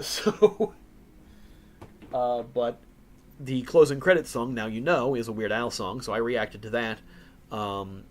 Harris got to go by. Thank you, Harris. But I don't think he's really doing any new singles beyond that. The only other songs of his that I've reacted to were a new video for an old song. He did a song for Your Horoscope for Today. And he did a video, or he didn't do a video, but he did a song in the Lego Star Wars beach party, whatever movie that was. He was a character in that and did a song, and they wrote that song and so they released that as a single. and so I reacted to that. But I don't see him doing many more things beyond that, so probably Weird Al is the biggest one on that one. Let's go back to the chat here. Glad you have Wi-Fi and there in between. Midnight Unknown, would you rather the Great Depression Part 2, the Electric Boogaloo, or 1822, which is 9/11 Part 2? I'm not answering any of these would you rathers, so no. Or how many musicians that you've reacted to have you met in person? A few, not many, but a few. I actually haven't met Stupendium in person. I was supposed to last year at NPC, but they got COVID just before it and weren't able to attend. So, and I'm obviously not at NPC this year because NPC is happening right now while I'm doing this live stream in North Carolina, I think, and I'm in Illinois, so I'm not there. I have met Bone Cage. I had done collaborations with Bone Cage even before I started reacting to his music. He and I had worked on songs together, so it was nice to finally meet Bone Cage at NPC. I've met Psycho Stick and members of Psycho Stick before I started reacting to them. My most recent reaction, I reacted to yesterday. Reacted to a song by my friend Jessica Delfino, who runs New York Funny Songs Fest and a Comedy Musicians Coalition on Facebook, and so obviously I know her. So there's a few people I've met that I've done reactions to. Friends of mine in the comedy music community. Devo Spice I reacted to a couple weeks ago, who's a good friend of mine and one of my mentors when I started doing comedy music. So there's been a few. What are a few of your favorite Weird Al songs? From George. Biggest Ball of Twine in Minnesota is probably my favorite song. Albuquerque is another big favorite. I covered that on one of the Weird Al tribute albums. Picking your favorite Weird Al song is like picking your favorite child. Your own favorite child, the child you gave birth to. I can't do it. Hi, can I ask questions here? That is a question, Yuri, so yes, you can. Fortunately, 4K is not region locked, that's correct, Ayumi. Why collect CDs or DVDs when you can just stream it? Because the idiots at the people who control the things you can stream are deleting things from those streaming services and can take away your streams. So it's better to have physical media so that you can watch it whenever you want, and if they decide to just get rid of something off of those streaming services. There's a point where, like, things that you've purchased the streaming copy of, if you've purchased a digital copy of something, they're still coming in and deleting it so you no longer have it. You're not actually owning these things. The only way you can own them is by owning a physical copy. And also, I like physical media. I don't know if you've noticed. I like physical media. I got comics and DVDs and Blu-rays and games and all sorts of shit in my house. Beef. Cool. Those are good choices. My top three are probably Genius in France. Genius in France is an excellent song. I love that song. It's an amazing, amazing Frank Zappa pastiche. Love that song. Wanna Be Your Lover. Remember how I said I love Beck? That is an amazing Midnight Vultures era Beck pastiche. And Virus Alert. Virus Alert, Sparks is awesome. Yes. I was not really familiar with a lot of Sparks stuff. I still have yet to see the documentary by Edgar Wright. I know that They Might Be Giants and Sparks just played the Hollywood Bowl, and Weird Al was there. Of course he was, because he's a big fan of both of them. Are you familiar with the Northern Boys? Those are those older gentlemen who do drill rap. Older UK gentlemen who do drill rap. Yeah, I've seen... one or two of their songs got nominated for a Logan Award, so I saw a couple of those. That's about as most familiar with them as I am. Physical objects, in my opinion, are better than online, mainly because you can touch it. Well, yeah, technically. And salsa. Alright, moving on to the next question. Favorite Tom Cardy song? My favorite Tom Cardy song is probably Have You Check Your Butthole, because that was the first one I heard. Though I do love Red Flags. I do love Hey, I Don't Work Here. I do love Businessman. Mixed Messages is great. There's a lot of good Tom Cardy songs, but my favorite is probably Have You Checked Your Butthole. Favorite Freshie Canal rap battle or ERB? I'm not as familiar with Freshie's stuff, but I've heard every ERB, and my favorite of that one is probably Gordon Ramsay versus Julia Child. That one's just super fun, and Mamrie does an amazing Julia Child impression. It just cracks me up every time I see it. This question, by the way, is from Oliver V12FG. I think I'm pronouncing that right. It could be VL2FQ. I don't know. How do you produce your music? I have a band, technically. My buddy Ben Stahl plays everything and is technically my producer. He produces all the music for me. He and I have been friends for years and collaborators, and usually if I come to him with an idea, he tends to get it done pretty quickly. In the occasions when Ben is not available, either I will do the music myself using loops, which I don't do super often, but I do occasionally. Some songs on Smart-Proof Lobster Cabinet I've done using loops, or I work with other musicians. Like I said, I've worked with Bone Cage on a couple songs. He's done music for me. I've had other artists that I've worked with that do music. So there's people I can use if my main producer, Ben, is not available. And finally, Oliver asks, how do you get writing inspiration? That's a good question. I haven't had it for a little bit. Since finishing Smart-Proof Lobster Cabinet, the writing inspiration has gone away. And occasionally that happens. Sometimes is if you find yourself with writer's block, I tend to just listen to other things and get inspiration by listening to other music. Usually it's like I have an idea for a song, but I can't sit down and do it because I have a lot of weird things happening in my life, like right now. But in the occasion that my writing runs dry, I just listen to artists that I enjoy and get inspired by them. Many of the artists that I've already mentioned here on the stream. Let's see. But how does this all affect LeBron's legacy? Sports. Prehistoric Meatloaf asks, have you ever reacted to an animation versus anything rap battle before? Yes, I have. And one of the coolest comments I've ever gotten from a person I've reacted to was from that reaction. I reacted to the Duck Song versus Untitled Goose Game that Stupendium was in. And Eddie FRB responded to my reaction and left me a huge, lengthy comment on that, basically, saying that they were afraid because they don't usually like reactions because they don't like people nitpicking things, but like my reaction made them a fan of reactions because of the way that I dissected things, and I wasn't ever talking down to people, or especially the artists, and it never seemed like I was going to be tearing him apart in the song, in the reaction, because I try to be pretty even-handed in my reactions. I try not to be too critical, like negatively anyway, and if I have something negative to say, I kind of try to like be positive about its presentation, so I'm not talking down or tearing anybody down, because as an artist myself, I know a lot of work goes into things, so I try to be as positive as I can in my reactions, and their comment was very appreciative of that. They came out with SpongeBob versus Captain Underpants recently. That's on my list to react to. It's just something I haven't been able to get to yet. Oliver is me, by the way. Oh, alright. Thank you, Prehistoric Meatloaf. Don't know why it says Oliver VL2FQ there, but good on ya. Max says, what is a game you think Stoops should, in your opinion, write a song about?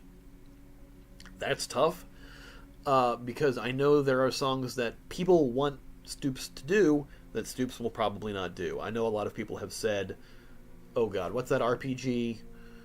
I can't think of it now. I played it, and I beat it, and I cannot think of the name of it. It's the one where you have like all the moral choices. Disco Elysium. That's what it's called. God, I've been talking forever.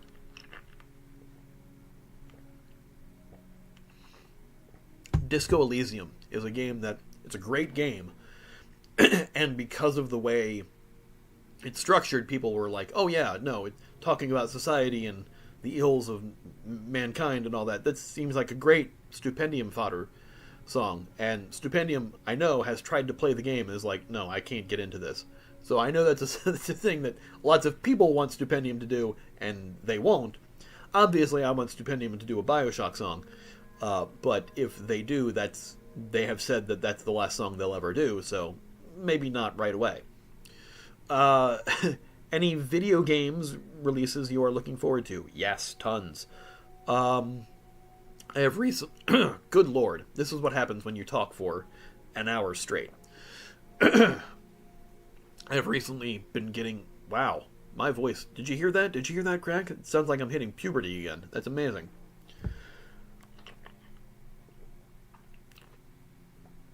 Excuse me.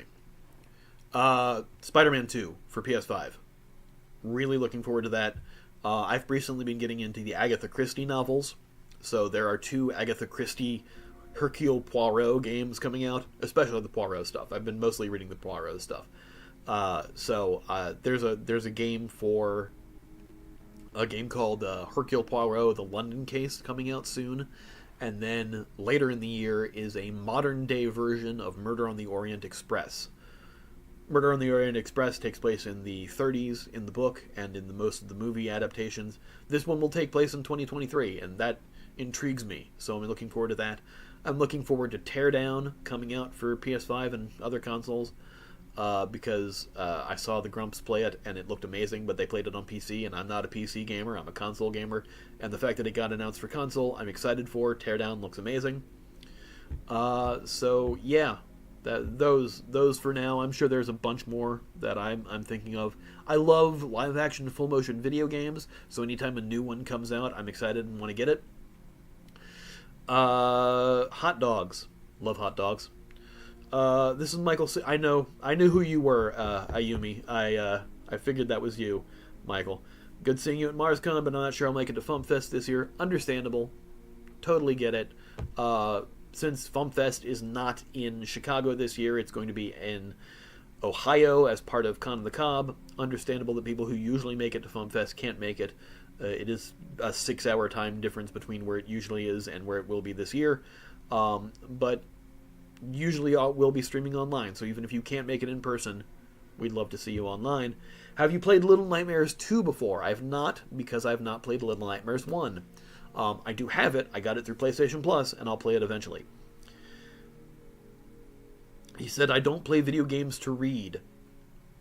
I don't remember saying that, but okay.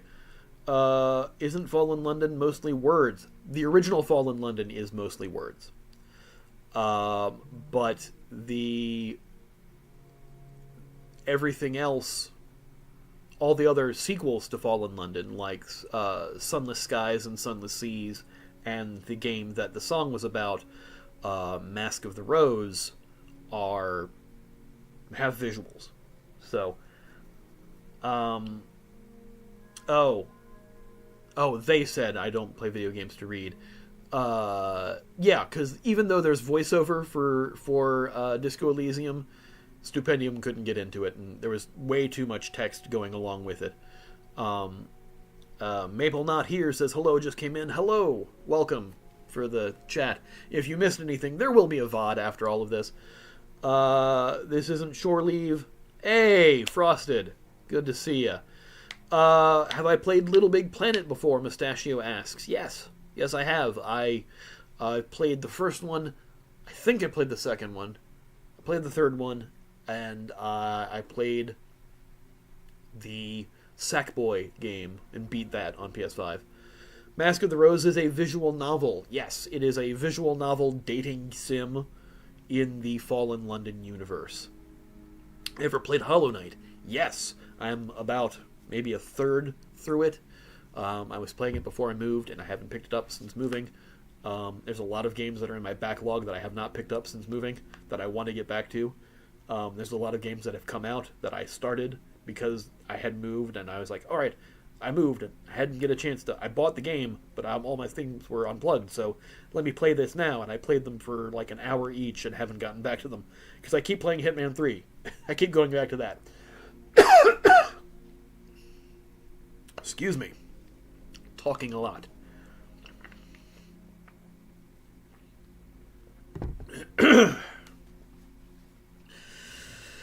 What do you think of the new Mortal Kombat games versus the original Mortal Kombat games? I love them. I love all of them. I'm definitely getting Mortal Kombat 1. I do think the name is stupid. Just call it Mortal Kombat 12. I do think putting a 1 in it now, again, it's like calling Xbox One or calling Scream 5 Scream when you already had Scream. Just number it or give it a subtitle. Don't number it 1 when you've already had 1 technically. You should play Little Nightmares because it's a really good game. Love the atmosphere of Little Nightmares too. Like I said, I'll play it eventually. All right. Going back to the questions asked before the chat. Jessica Queen asks, who is your favorite celebrity that you've met and who would you like to meet? Weird Al probably is my favorite celebrity that I've met. Kevin Smith is one of my favorite celebrities I've ever met. Simon Pegg, who some people think that I look like occasionally, especially when I just have just the Van Dyke happening. I look like Shaun of the Dead. He was really cool to meet. Nick Frost, Edgar Wright. I was lucky enough to meet all 3 of them at a screening. Who would I like to meet? Obviously, Aaron and Danny from Game Grumps. Tom Cardy. I would love to meet Tom Cardy. And I'd like to meet Stupendium in person. Sadly, I'm not at NPC this weekend, obviously, so I can't do that. Won't you open the sky for me? Again, that's on my Patreon. Alright. Can you have... Oh, wait, no, I've skipped one, sorry. Sir Nightmare Fuel, do you know of any cool places you can film at on a low to no budget? Generally outdoors. I don't know what kind of specific locations you're looking for, Sir Nightmare Fuel. But, like, if you're looking for, like, just easy places to film, inside your own car, inside your own house, generally that's the cheapest and easiest thing, is where you live. And if you've got something that you're trying to film that is location specific, right to your strengths, right to what you have. If you are a filmmaker who has no budget or a low budget, and you're trying to film a specific script, work your script to utilize your locations that you're able to get. Just what I've done in the past when I've done 48-hour film challenge and things like that. Frosted, I like the Flash, the movie, and I like the TV series. What do you think would win? Who do you think would win in the foot race? So, between the Ezra Miller Flash, I'm assuming you mean the Grant Gustin Flash, or the John Wesley Shipp Flash, who was the TV show from the 90s. Of those 3 Flashes, who would beat the Flash in a foot race? I think the Flash would win. Freshie made an Edgar Wright battle against Wes Anderson. I'm going to have to check that out. George says, gotta go for now, bye. Thanks for stopping by, George. We appreciate it. Alright. Isabel Haas says, can you have comedy music without lyrics? Absolutely. PDQ Bach and Victor Borga have both done comedy music without lyrics. Spike Jonze has a number of instrumentals that are comedic. These are comedy musicians who tend to work physically, and also in the manner in which they play the music is funny. So there are definitely comedy musicians who can do comedy music without lyrics. And those are 3 examples for you. Thoughts on incorporating jokes / comedic elements into the actual music as opposed to the lyrics? My mind goes to Tim Minchin's Dark Side. Tim Minchin's another one. Absolutely. Any form of comedy music in that manner, to me, is valid. Some of it may not be my favorite. There are plenty of comedy musicians who do comedy music who I'm not a fan of. But I'm a fan of the ones that I've mentioned. I haven't delved too deeply in Tim Minchin stuff, and I always want to. So it's another one that's on my list of things to react to that I haven't yet. But yeah, no, incorporating jokes and comedic elements into the music itself, as opposed to lyrics, it works. That's comedy music. That still falls under the umbrella term. Radar asks, are you working / done any new songs recently? The Unhealthy one was hilarious. Thank you. There's a couple of songs that are on Smarm Proof Lobster Cabinet that I'm releasing kind of as singles. I just posted on the Fump my song Solution Banjo, which is a Kickstarter backer reward I wrote for somebody who wanted me to write a song about how you can solve any problem with a banjo. It's a short song, so I might do it as a YouTube short or just a quick video on TikTok. So there might be a video coming along with that one. And I'm trying to write short 1-minute songs lately. I don't know if I'm going to have a new album at FumpFest this year in October. I might, but I'm trying to get a bunch of new short things together because I'm trying to stretch my songwriting to encompass shorter time frames to see how that works. The Flash wins. There needs to be a game, and someone needs to do a speed run. There are a couple different Flash video games. Not many of them were released in America. There is a Sega Master System game that was not released in the US, and there is a Game Boy Advance Flash game that was part of the Justice League Chronicles series. And the Sega Master System game was based on the 90s TV show. But, yeah. Have you watched the DHMIS TV show? What does DHMIS stand for? If you answer that, then I'll be able to answer. Ghost Recon just says, "Hey, Ian. Hello. Is this a live stream?" Oliver, you should know that it is. I like your beard. Thank you, Ghost Recon. I like my beard, too.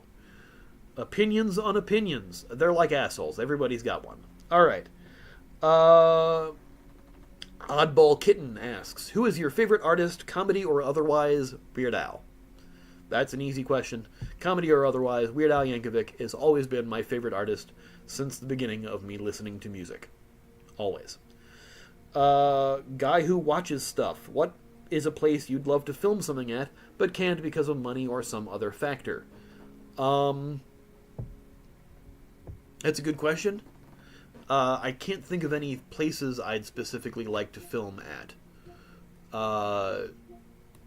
I usually, if I want to film at, I find out a way of filming there, and generally, money is not an issue with that because I'm not. Usually, I make something within my budget. But as far as places to film,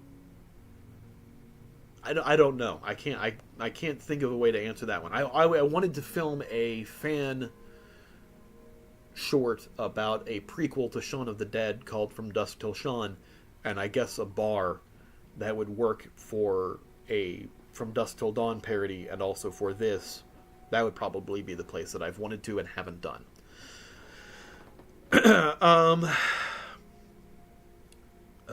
Don't hug me, I'm scared, is what DHMIS stands for.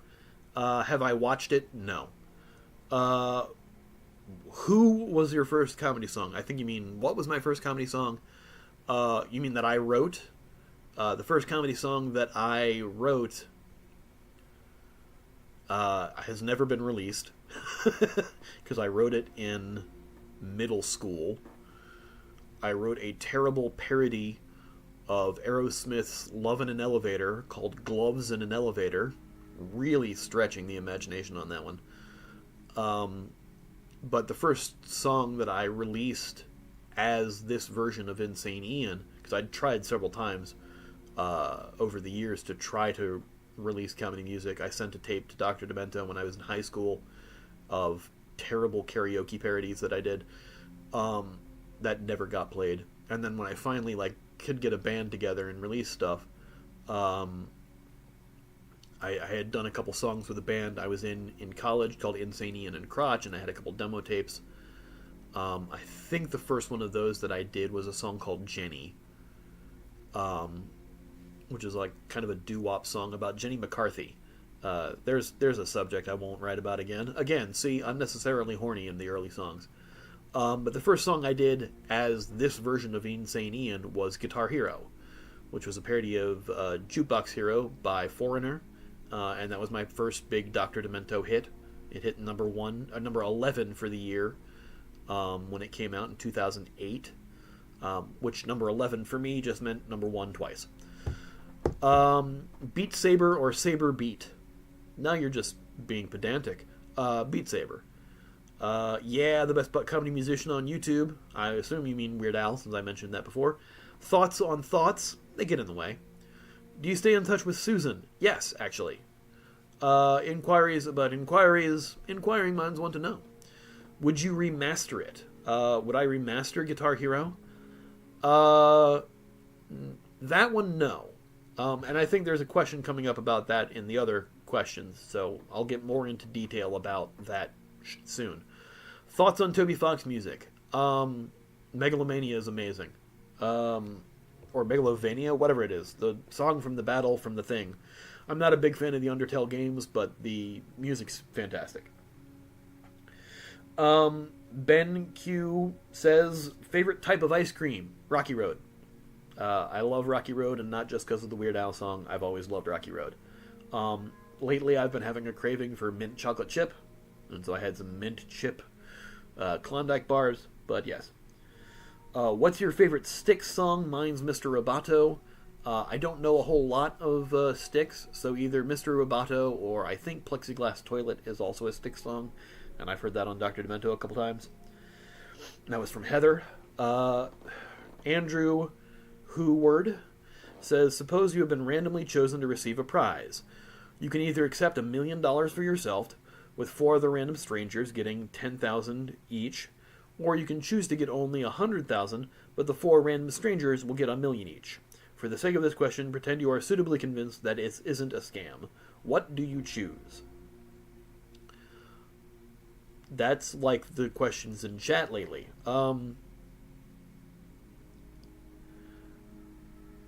I have a lot of bills and people that I need to support and would like to support, family members especially in the medical area. So the $1 million would certainly help with that, although I would like to also give back to the community, and 4 random strangers receiving $1 million when I receive 100,000 is nothing to sneeze at. That's a difficult question. I would probably say, that the 100,000 probably would be enough to solve a lot of the problems that I have medically with family and myself, so probably that one. And there's a reply to that one. Okay, a more serious question that's actually about you. All right, thank you, Andrew. What artists aside from Weird Al help you develop an interest in writing your own comedic music? They might be Giants, the Presidents of the United States of America, the Eels, and those aren't really specifically comedy acts, but they are comedy adjacent. Stephen Lynch is one that really has influenced a lot of the way that I write comedy music, and I kind of mention that sometimes during the reactions. Devo Spice and the Great Luke Ski, who are friends of mine, who when I was first starting out kind of were unofficial mentors to me in the way that I was working on music. So those are my answers for that one. Let's go back to the chat. What's the best arcade game, including Dragon's Lair, Space Ace, etc.? Dig Dug. Dig Dug is the answer. I have a song about Dig Dug. If you haven't heard it, it's on my channel. It's a parody of Kesh's TikTok. Other than that one, the best arcade game is Burger Time. Burger Time is one of my favorite old-school arcade games. If you're talking about more recent arcade games, the Time Crisis series. I'm always a big fan of the light gun games. Deltarune music is pretty cool too. If you haven't heard of it, it's kind of like a sequel to Undertale Unfinished. Yeah, I know they did a part 1 and part 2. Deltarune is Undertale scrambled. Would you consider doing a Stupendum's tier list, given that you listen to most songs they've put out? Would I consider it? Yes. I don't know if I would actually do it, but I would consider it. It's hard to rank things, is my only real reason. Do the trolley problem? No. Good day, human. I am also a human. I'm sure you are, Bot Plays. Lucas says, it is hot as hell over here. How's the weather treating you? I'm inside, so it's fine. I have the fan going and the AC on. I'm comfortable. Have you heard of Heaven Pierce Her? No. Bot Plays says, I'm going to go now. Bye-bye, human comrade. Bye, Bot Plays. Alright, and we have, I think, one last question in the Q&A. And it was left 54 minutes ago by And There In Between, who just says pasta. Sure. All right. So that's all the Q&A questions. Are there any other Q&A questions in the chat right now?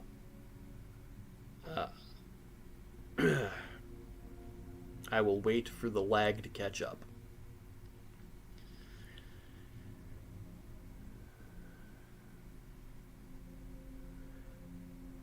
Pasta again is the one question that pops up. That's good.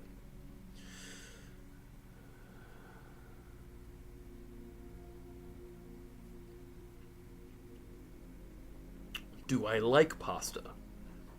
Yeah, sure. I can't have it a lot lately because I gotta watch my carbs.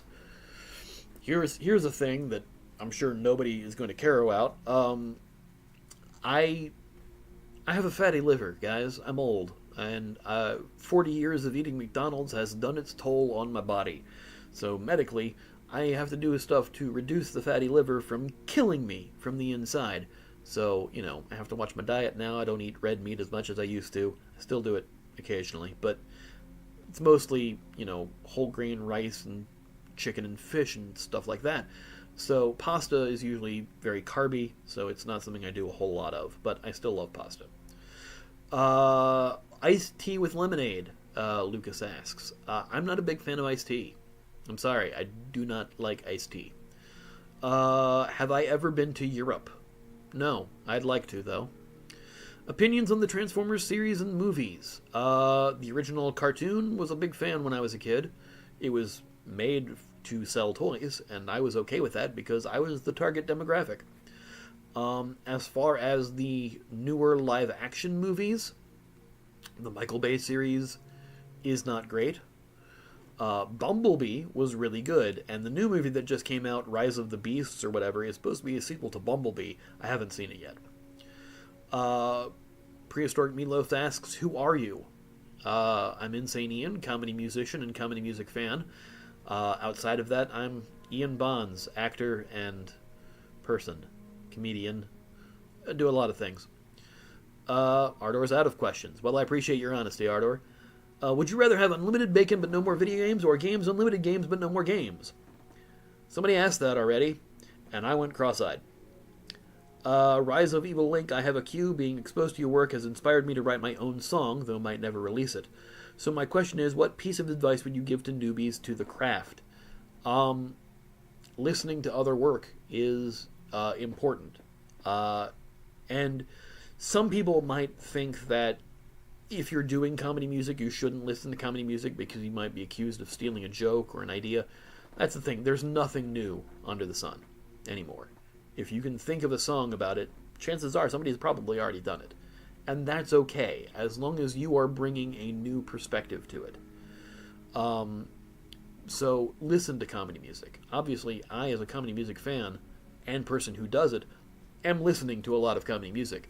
And I'm influenced by a lot of the people that I listen to, but I'm also influenced to do my own thing, not really stealing ideas, not really stealing jokes, obviously, because that's a big faux pas, but trying to emulate styles and trying to emulate the delivery of a joke is different than stealing a joke outright. I was in an improv troupe when I was in college, and I accidentally stole a joke from somebody who ran the troupe. That did not go well, but I was young and didn't know. Now that I had somebody, if I had somebody tell me that, then it'd be different. But listening to a lot of music, and not just comedy music, listen to anything that you feel influences you and inspires you. Your first song, nobody's first song is good. If your first song is great when it first comes out, let somebody else listen to it and have them give you their opinion on it. And take creative criticism when you ask for it to heart. Some people try to give criticism when it's not asked for. Don't give criticism when it's not asked for. Most people don't accept criticism when it's not asked for. If you're asking for the criticism, if you're genuinely asking and mean that you want to have the criticism, accept it. Let that influence, how you shape your songs. Ultimately, you're going to do it for yourself. You're going to do the song how you want to do it. but sometimes an outward experience on that can give you an idea of how to shape that. Sometimes. That is, hopefully, a succinct way of saying that. I'm sorry if it's weird.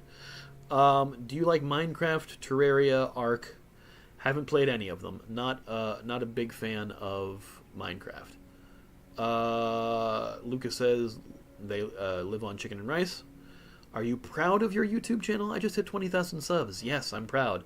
Would I have preferred it be 20,000 subs because of my music rather than my reactions? Maybe, but I'm not going to scoff at 20,000 subs getting it either way. Caragraph's question is a J. Schlatt quote that is not meant to make sense. Oh, okay. Rise of the Beast is a great movie. I highly recommend it. Good to know. What do you think of the Cybertronic Spree? I love it. I love what they do. Looking forward to their all original album coming out. My buddy TV's Kyle backed it, so they're going to cover his song. Oh God. I forget the name of the song of his that they're covering, but they're covering one of TV's Kyle's songs as a Kickstarter thing. How do you think of lyrics? Beats me.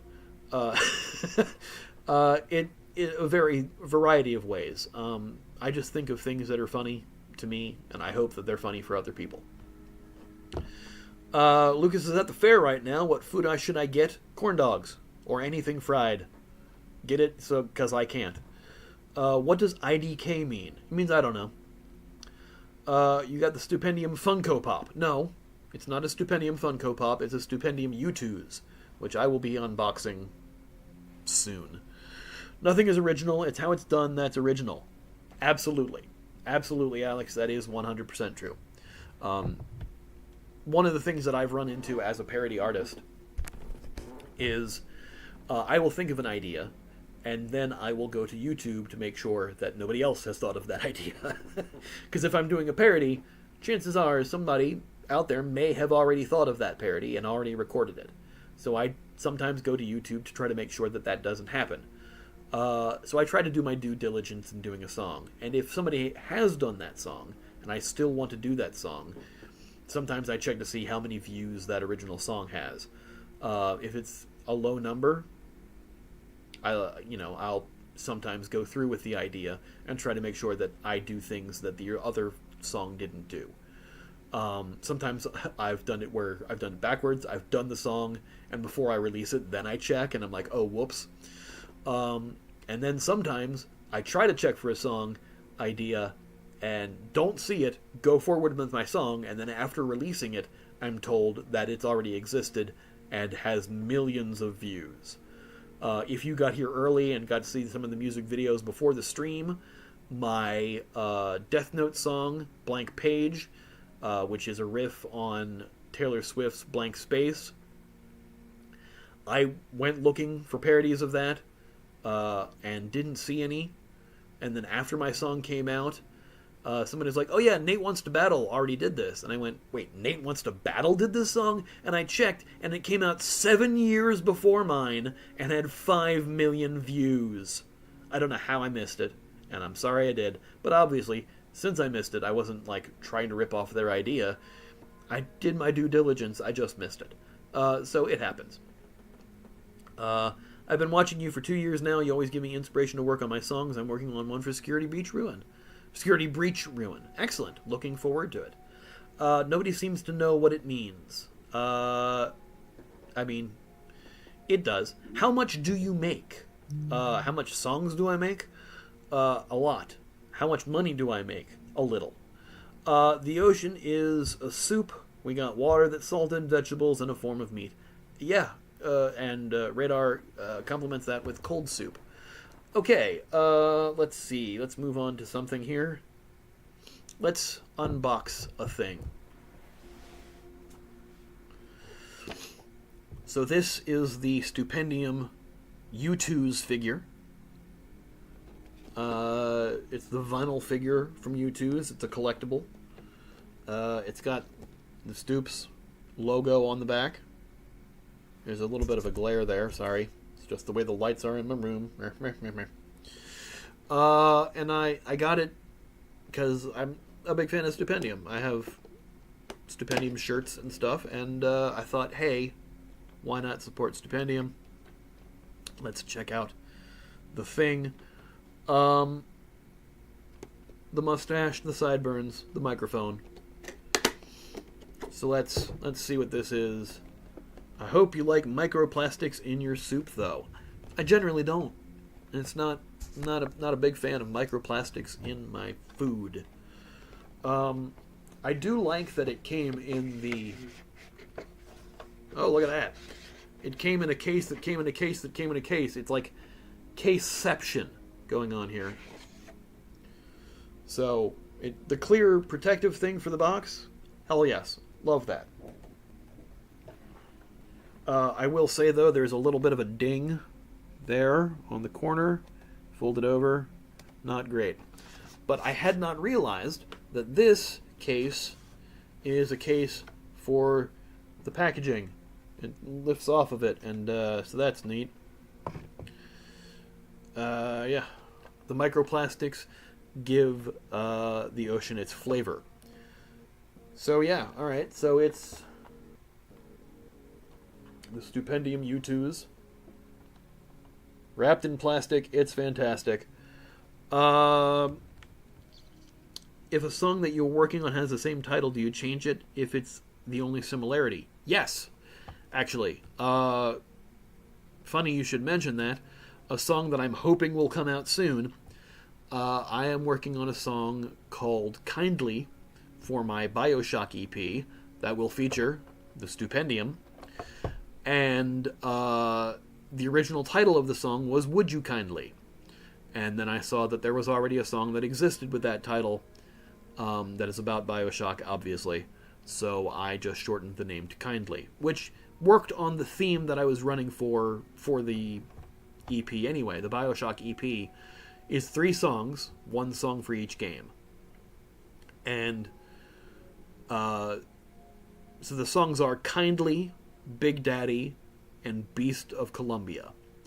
And each title is the same number of words as the number of game. So Bioshock 1 is 1 word, just Bioshock. So it's 1 word, Kindly. Bioshock 2, 2 words, Big Daddy. Bioshock Infinite is the 3rd game, so the 3rd song has 3 words, Beast of Columbia. See, it's weird how that worked out. Totally planned it. We know what you did. Alright. The U2s says, they asked me to write something for the back of the box, but I'm still figuring something out. Not figuring. I'm still figuring something out. I'll let you know when I've made my vinyl decision. Not final decision. Puns. Stupendium loves the puns. Warning, choking hazard, small parts not for children. Under 3 years of age. Adult collectible, not a toy. Recommended for ages 15 and up. Duh. Alex, I am excited about me and Stoops working together on that song, too. They sent me the hook about a year ago, and I've been trying to work on finishing this for a while. I have my notes over here. Yeah. Got my notes for the song, and I haven't finished it, and I'm hoping to get it done Friday, August 4th. Hopefully that will be out by then. No guarantees. But I moved in the middle of working on this song. Moved house completely. And was missing that paperwork until a couple days ago. So hopefully I'll get it done. Oh, my wife is in the chat. Oh, hey. Hi, Sarah. Yeah, I heard you come home a little bit ago. And, yeah. Have I ever played Skyrim? Shukra asks. Yes, I have. Have I ever finished Skyrim? No, I don't think anyone has. If anybody tells you they've beaten that game, they're lying. It's too much to do. So yeah, unboxing the Stupendium thing. Not that I expect this to be exciting. It's a figure that you can see. And I'll be putting it back in the box anyway, because I'm weird. Good packaging, though. It's not like a whole lot that I have to do. I do like that it's got Stupendium's orange vest there. We do know that orange is Stupendium's favorite color. The glasses frames are orange. The microphone cable is orange. The soles of the shoes are orange. It's got the U2's logo on there. Lucas, and now everybody's saying hi to my wife in the chat. Hello, Sarah. Should have seen that one coming, honey. All right, and oh yeah, that is a cool little figurine for the adult collector, not a toy. No actual pupils, no eyes, which is, in keeping with their logo. No actual pupils, just the stash, the glasses, and the sideburns, and the hair. That is excellent. So yeah, there's that thing. Very cool. I say as I put it back in the box, I'll probably display this. Because I'm weird. Yeah, because I can't get it back in the box, that's why. Alright. We'll deal with that later. Alright. Alright, Alex asking another question. Have you played Security Breach with or without Ruin as DLC? No spoilers, but it gave me Alice in Wonderland vibes for some reason. Here's something cool. I've never played any FNAF game. Just haven't. Everyone saying, hello, Sarah, this is great. I figured you were still in the house, that's why you were commenting, but she says, hi, everybody back. Ian, you better put that back in the box. Put the bunny back in the box. I assume that was a Con Air reference. If it wasn't, I just made it. So yeah, okay. Yes, it's a very intense unboxing, Mustachio. What DAWs do you recommend for starting out in music? That's a great question. There are a couple of things that are free or free adjacent that I highly recommend. Audacity is 100% free, but not super feature rich. Reaper is an excellent DAW if you're just starting out, and it is free-ish. You can do a free trial of Reaper, and after the free trial, it'll ask you if you want to pay for the full version, and the full version is not expensive, and you get updates, free updates through it forever. And it's like $60, I think, for the full version. But if you don't upgrade, you can just keep extending your free trial forever. I eventually caved and bought it, and I highly recommend it. Reaper's great. I occasionally use Magic's Music Maker. It's not a great program, but it's a good beginner program. I use that mostly for using loops and stuff and kind of editing MIDIs and stuff. I do that occasionally when I'm making a beat myself or when I was making the Kickstarter backer songs and I didn't want to bother Ben with making music for a minute song.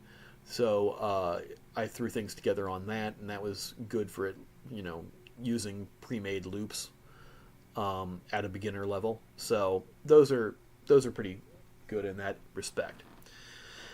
Totally should play FNAF. I'll take it under consideration. I have a lot of games that I need to play. What are DAWs? What the actual meaning is? Nope. It's a digital audio workstation. It's basically a recording program that you record your music in. DAWs cover every part of the music-making process, from recording digital audio through creating beats and melodies with virtual instruments, all the way to adding effects to make everything sound great and perfecting your final mix of all the tracks. So it's your program that you're recording your different layers on. Track 1 is your guitar, track 2 is your drums, track 3 is your keys, track 4 is your vocals, or whatever order you do it in, backing vocals, etc., etc., etc. Your DAW is your recording program that you do all of this in. And some DAWs, like they said, are just for making the music. That's Music Maker, which I use for just the loops. I don't record vocals in Music Maker. I take the loops that I've made, and I either do them as stems, meaning individual things, or I do it all as just one mixed down music track and record my vocals on it in Reaper. It varies from case to case. GarageBand is another great DAW. It's another basically free DAW if you have a Macintosh system. Comes with GarageBand. BandLab is free, Lucas says, and that's what they use. They do amazing covers. If you haven't heard any of Lucas's or aka that Lucky Panda's stuff, check out their channel. They do Game Grumps compilation edits and also some great cover songs. Got some covers of some NSP and Starbomb stuff and other covers. Go check out their stuff if you like what you see here. Have I played Inscription? Midnight Unknown wants to know. No, I haven't. I have seen it played, though, and looks interesting. And Alex says, using GarageBand, until you are able to make a full song, you can make a full song in GarageBand. It's a great beginner tool. My first album was recorded on GarageBand. Ben and I recorded, and you can really hear the evolution of my music through the albums, because as we got better at recording and learned more about what the hell we were doing, the recording quality improves. I thought there was a question in the Q&A about stuff that I might re-record and whatnot. Ben and I had been talking about this a while ago, actually recently, not a while ago. Listening to the old stuff still sounds great, but there are things that we would have changed in the recording process. The way we mix the vocals on the second album, most of the song sounds a little tinny in the vocals, so we probably changed that, re-record some things. There's a couple songs on the first album, not Guitar Hero, not the first song that I ever did, but a bunch of the other songs that are on that I'd like to re-record to get a better sounding recording of it. A couple songs in mind, but the major one is the song Silent Bob, which is about Kevin Smith's View Askew universe, and it's a parody of Sabotage by the Beastie Boys. And Ben didn't do the music to that one. My buddy Steadis did. Steadis did like 3 songs on that album, the rest were Ben. And the way we did the music to that song, there were sounds that Steadis could not recreate. Did most of the music, playing guitar and the drums and whatnot, but there's a lot of guitar scratching in that song on a wah pedal that he could not recreate. So to recreate the sound, he just sang into a microphone with an effect on it, and it made that that guitar sound was done vocally. So I'd probably want to re-record that one. But there's a couple songs in my early career that I would like to re-record, just because some of the early recordings aren't as great. Guitar Hero is not one of them. I forget who asked that before, but yeah, there's a couple, and I've thought of re-recording them and releasing them as part of an anniversary. Next year is going to be the 15th anniversary of my first album. So might re-record some things for that and just call it E-Inception, since I'm covering myself basically. Ghost Recon says, I like your glasses. Thank you, they're new-ish. I've had them for a couple months now. They're kind of purplish. But they help me see, so it's good. JJ, hola, how are y'all doing? Doing good. Running out of voice, so might be ending the stream soon because I've been talking for almost 2 hours straight, and voice is mostly... Nah.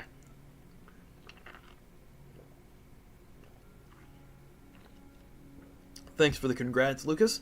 I assume on the 15th anniversary. Opinions on your favorite Martian. Really liked what I'd heard when they first came out. Know that they've gotten together again. I can't remember the name of the YouTuber who is my favorite Martian, or yeah, your favorite Martian. But I think they're back together again, doing music again. I haven't heard any of the new stuff, but I liked the stuff then. It was very early 2000s edgy, so it not a lot of it holds up now, but I remember liking it when I heard it back when it came out. Have you ever heard Lem Kuja? He's a music artist. Can't say that I have. I mean, I could say, but I'd be lying. So. All right. Do you make the instrumental of the song or the vocals? I am mostly just a vocals guy. I technically have no musical acuity as far as playing instruments. I have owned guitars in the past. I have an acoustic guitar downstairs. I've sold most of my electrics. I took guitar lessons, not great at it, and so Ray William Johnson, that's who it was. I couldn't think of the name for some reason. But I don't really have much skill in instrumentation. I tried to. Both my parents are musical. My mom plays guitar and sings. My stepfather did, and my dad is a singer. That's pretty insane inception for an album name. Thank you very much, Mustachio. I'm proud of that.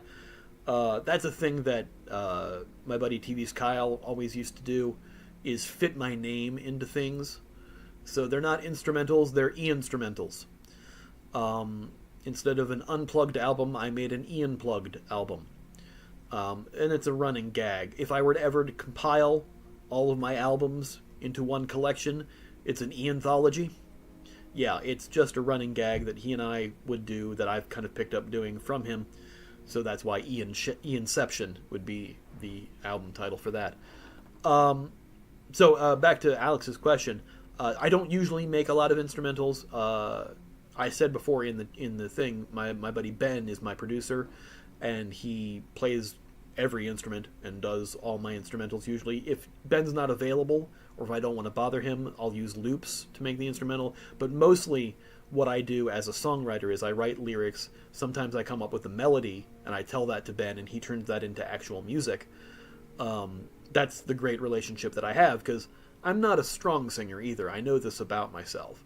But I know that I have enough of a singing acuity that I can, like, convey the idea of a melody, and I give that to Ben, and he is able to transform that into actual music and able to pull from my cat warbling sounds of how it's supposed to sound as a song. If it's a parody, obviously we're using the original music. That's that. Do you believe every song should have an instrumental version released, or should it be up to the artist? It's absolutely up to the artist. If they don't want to release the instrumental, that's up to them. E-anthology, nice. Yes, actually I released an EP E-anthology. I had a bunch of EPs that I released on Bandcamp that I hadn't released on streaming yet, so I combined them all into one album and called it the EP E-anthology. That is available on Spotify, etc. Ballin' Midnight All. Alright. So, it is 1:51. We've been streaming for about an hour and 51 minutes, because math. I think maybe about 10 minutes left here, and then I'm going to go at 2 because the voice is running dry. But if there's anything else anybody wants to see, do we want to do the unboxing of the Shadow Man game?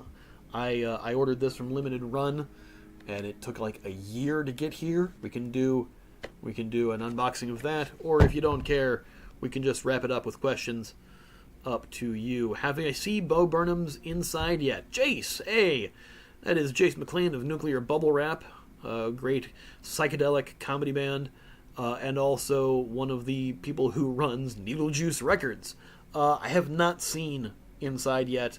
Somebody asked if I would react to a lot of Bo Burnham stuff, and because it's owned by Netflix, Inside especially, it gets claimed by Netflix and doesn't really show up well in a reaction because I have to blur the video, etc. So, I haven't seen it for a reaction much. I have not seen the full thing yet. I've been wanting to. I might do that as a Patreon exclusive reaction. I haven't decided. I might. I've run out of Stupendium things to react to exclusively on Patreon, almost. Yeah, maybe.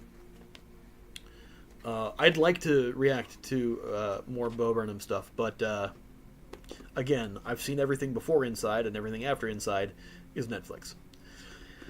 Midnight Unknown says unbox. So we can do that, just to clear up the last couple minutes here. So this game, Shadow Man, is the remastered version of a game that came out, obviously, for Nintendo 64, but also came out on PlayStation and Dreamcast and PC back in the 90s. Early 2000s, I guess. And it's based on a comic book. If you know anything about me, I love comic book video games. I love games based on comic books. I love movies based on comic books. And so I collect games and movies based on comics. This is Acclaim bought Valiant Comics so that they could have IPs to turn into video games. The Turok games were from Acclaim and Valiant. Armorines was another one, and this one. And they also did Iron Man and Exo Manowar in heavy metal. Exo Manowar was another Valiant comic. So there's that. What game that you want to make a song on that you had heard no one else make a song about? The Quarry. There may be a song about The Quarry. I think Rocket Music or something may have a song about The Quarry, but I haven't heard it, and I only just found out about it like maybe a day ago. But I've been wanting to make a song about The Quarry since last year, since the game came out. Absolutely love that game. I would say Hitman, but Stupendium has done 2 Hitman songs, but I'm going to do a Hitman song anyway. Have you listened to Bad Joke by Woody Harrelson? Nope. Corn Dog Acquired. Good job, Lucas. Have you played Mario 64? Yes, but I did not play it until recently. I think I had it for Nintendo 64 and never played it, and I played it on the Mario 3D All-Stars game that came out for Switch. That was the first time I played it, was on Switch. Looks at superhero comic themed album. Wait, you like comics? Since when did that happen? Yes, you are absolutely right, Rise of Evil Link. I wear my likes on my sleeve. Yes, I love comic books, and I even did a whole themed EP about it. 2 of them, in fact. There's songs for superheroes, and then there's Meet the Avengers, which is about the MCU. Beatles parodies about MCU characters. Yeah, I like comic books and movies about comic books and games about comic books and video games. I like video games, movies based on video games, and things based on other things. I want to do a whole series about stuff like that. But anyway, so they remastered the Shadow Man game, and they re-released it on PlayStation 4 and Switch, and this is the collector's edition. And inside the collector's edition is the game itself for PS4, which is pretty cool. But there's more. There's more inside this box. There is the soundtrack, which has got 9 tracks composed by Tim Haywood from the game, from the music from Dead Side. Comic book comic? Yes. Accidentally hit my mouse on something. Whoopsie-doo. Thoughts on Adobe Flash Player's termination? Boo. People were still using Flash for a lot of things. I know a lot of animators who were working in Flash. There's a poster featuring the Ashley Wood art from the comic book. So, here's a little inside baseball stuff here with Shadow Man. Shadow Man was a Valiant comic, and then Acclaim, the video game company, bought Valiant Comics so that they could have IPs to turn into games. When they did that, they owned it for about a year or 2, and then they canceled every comic. And they re-released them all under the name Acclaim Comics. And when they did that, they rebooted all these series. So this version of Shadow Man is a different person than the first Shadow Man comics. The first Shadow Man was Jack Boniface. And this is Michael Leroy, which is a Cajun French way of pronouncing how it's spelled, Michael Leroy. Michael Leroy is a hitman who gets imbued with the Shadow Man powers. The Shadow Man mask is actually in his chest. Right there, you can see it. Usually it's a mask you wear. Welcome back, Harris. And so this game is based on the rebooted version. They wanted their characters to be based on the IPs that they acquired from Valiant but are wholly acclaims themselves. So when they rebooted the comic, Garth Ennis and Ashley Wood wrote the first four issues, and then it went to another writer. So it imbued it with a lot of this voodoo mysticism in the comic. So that's what the Ashley Wood art is here. Alex, gotta go, but keep on reacting and posing and whatever strange weirdness that makes people's day better. Thank you. I appreciate that, and thanks for dropping by. Love character design like that. That looks so dope. It is a dope game. It's really, really ahead of its time. It's a huge, huge world, and could use a map.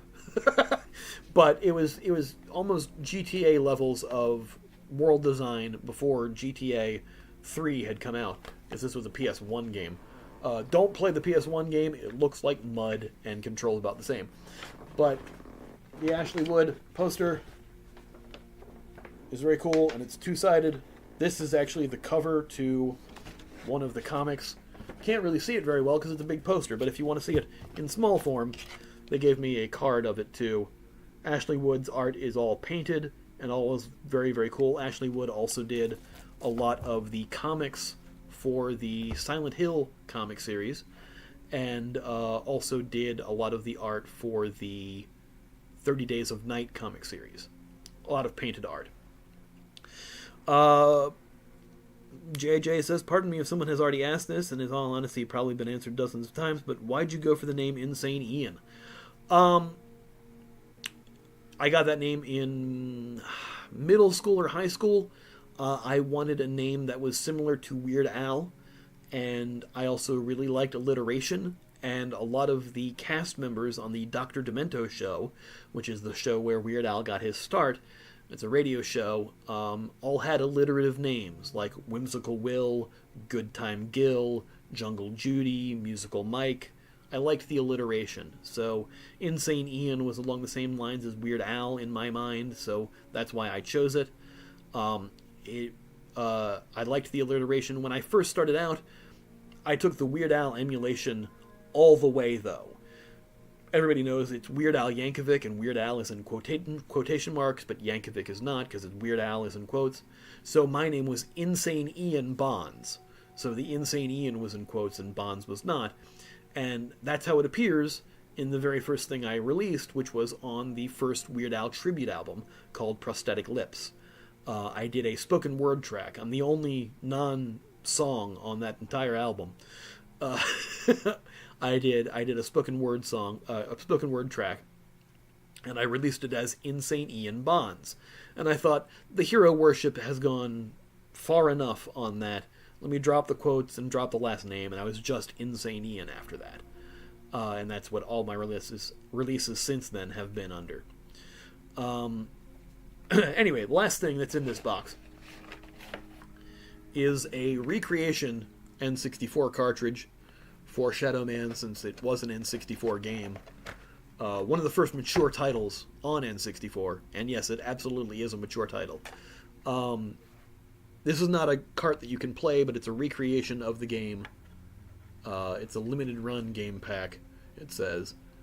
But there's no actual pins in it. There's no ROM in this. It's just for a display piece. It's just something cool to see. So that's it. That's all that came with the collector's edition, the limited edition of this re-release. And I dig that a lot because I like this game, and I like games based on comics, especially things. I actually did a podcast about this particular game. There's a podcast about comic book adaptations in video games. I think it's called the Let's Play. Let me find out the actual title of it. Hang on a second here. Because it's called Play Comics.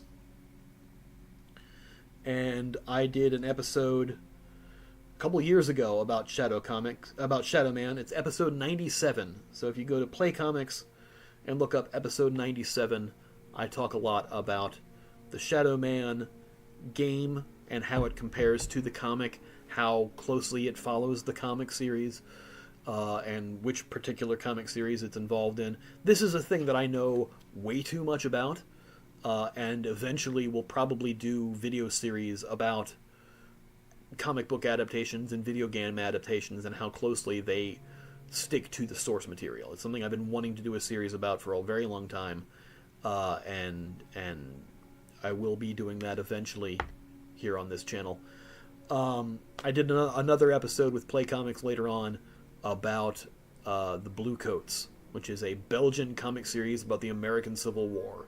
Yeah, that's weird. They made several games about that. It was originally released on NES as North and South, and I did a ton of that.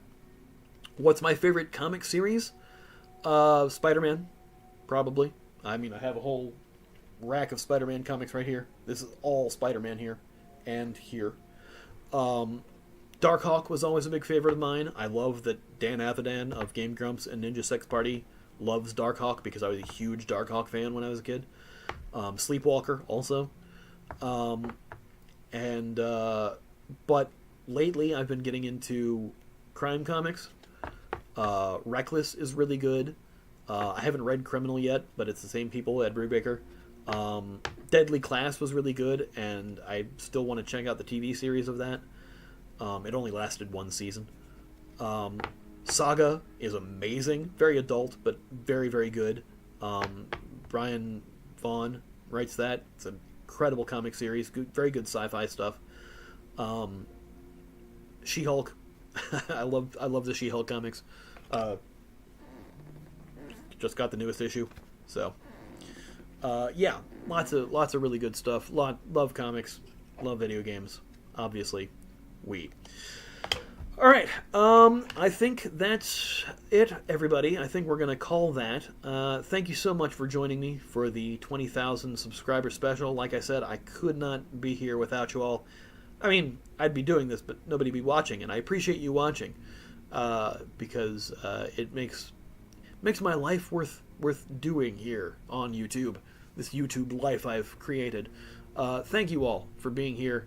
Thank you for subscribing and supporting me the way that you do. I really, really, truly appreciate you all. Thank you for your questions. This has been fun. And, okay, as the final question of the stream, Potato? Sheboygan. Alright, yeah. Thanks, everybody. And hope you had fun. I did. And I'll see you at 50,000 subscribers, hopefully. Crossing all of the fingers. Congrats on 20k, Ian. Thank you, Mustachio. Thank you, everybody. Thank you for subscribing and supporting me and watching the videos especially. Appreciate it. Thanks, Lucas. Everybody, for all the congrats. Take care, everybody. Bye. And remember, comedy is funny.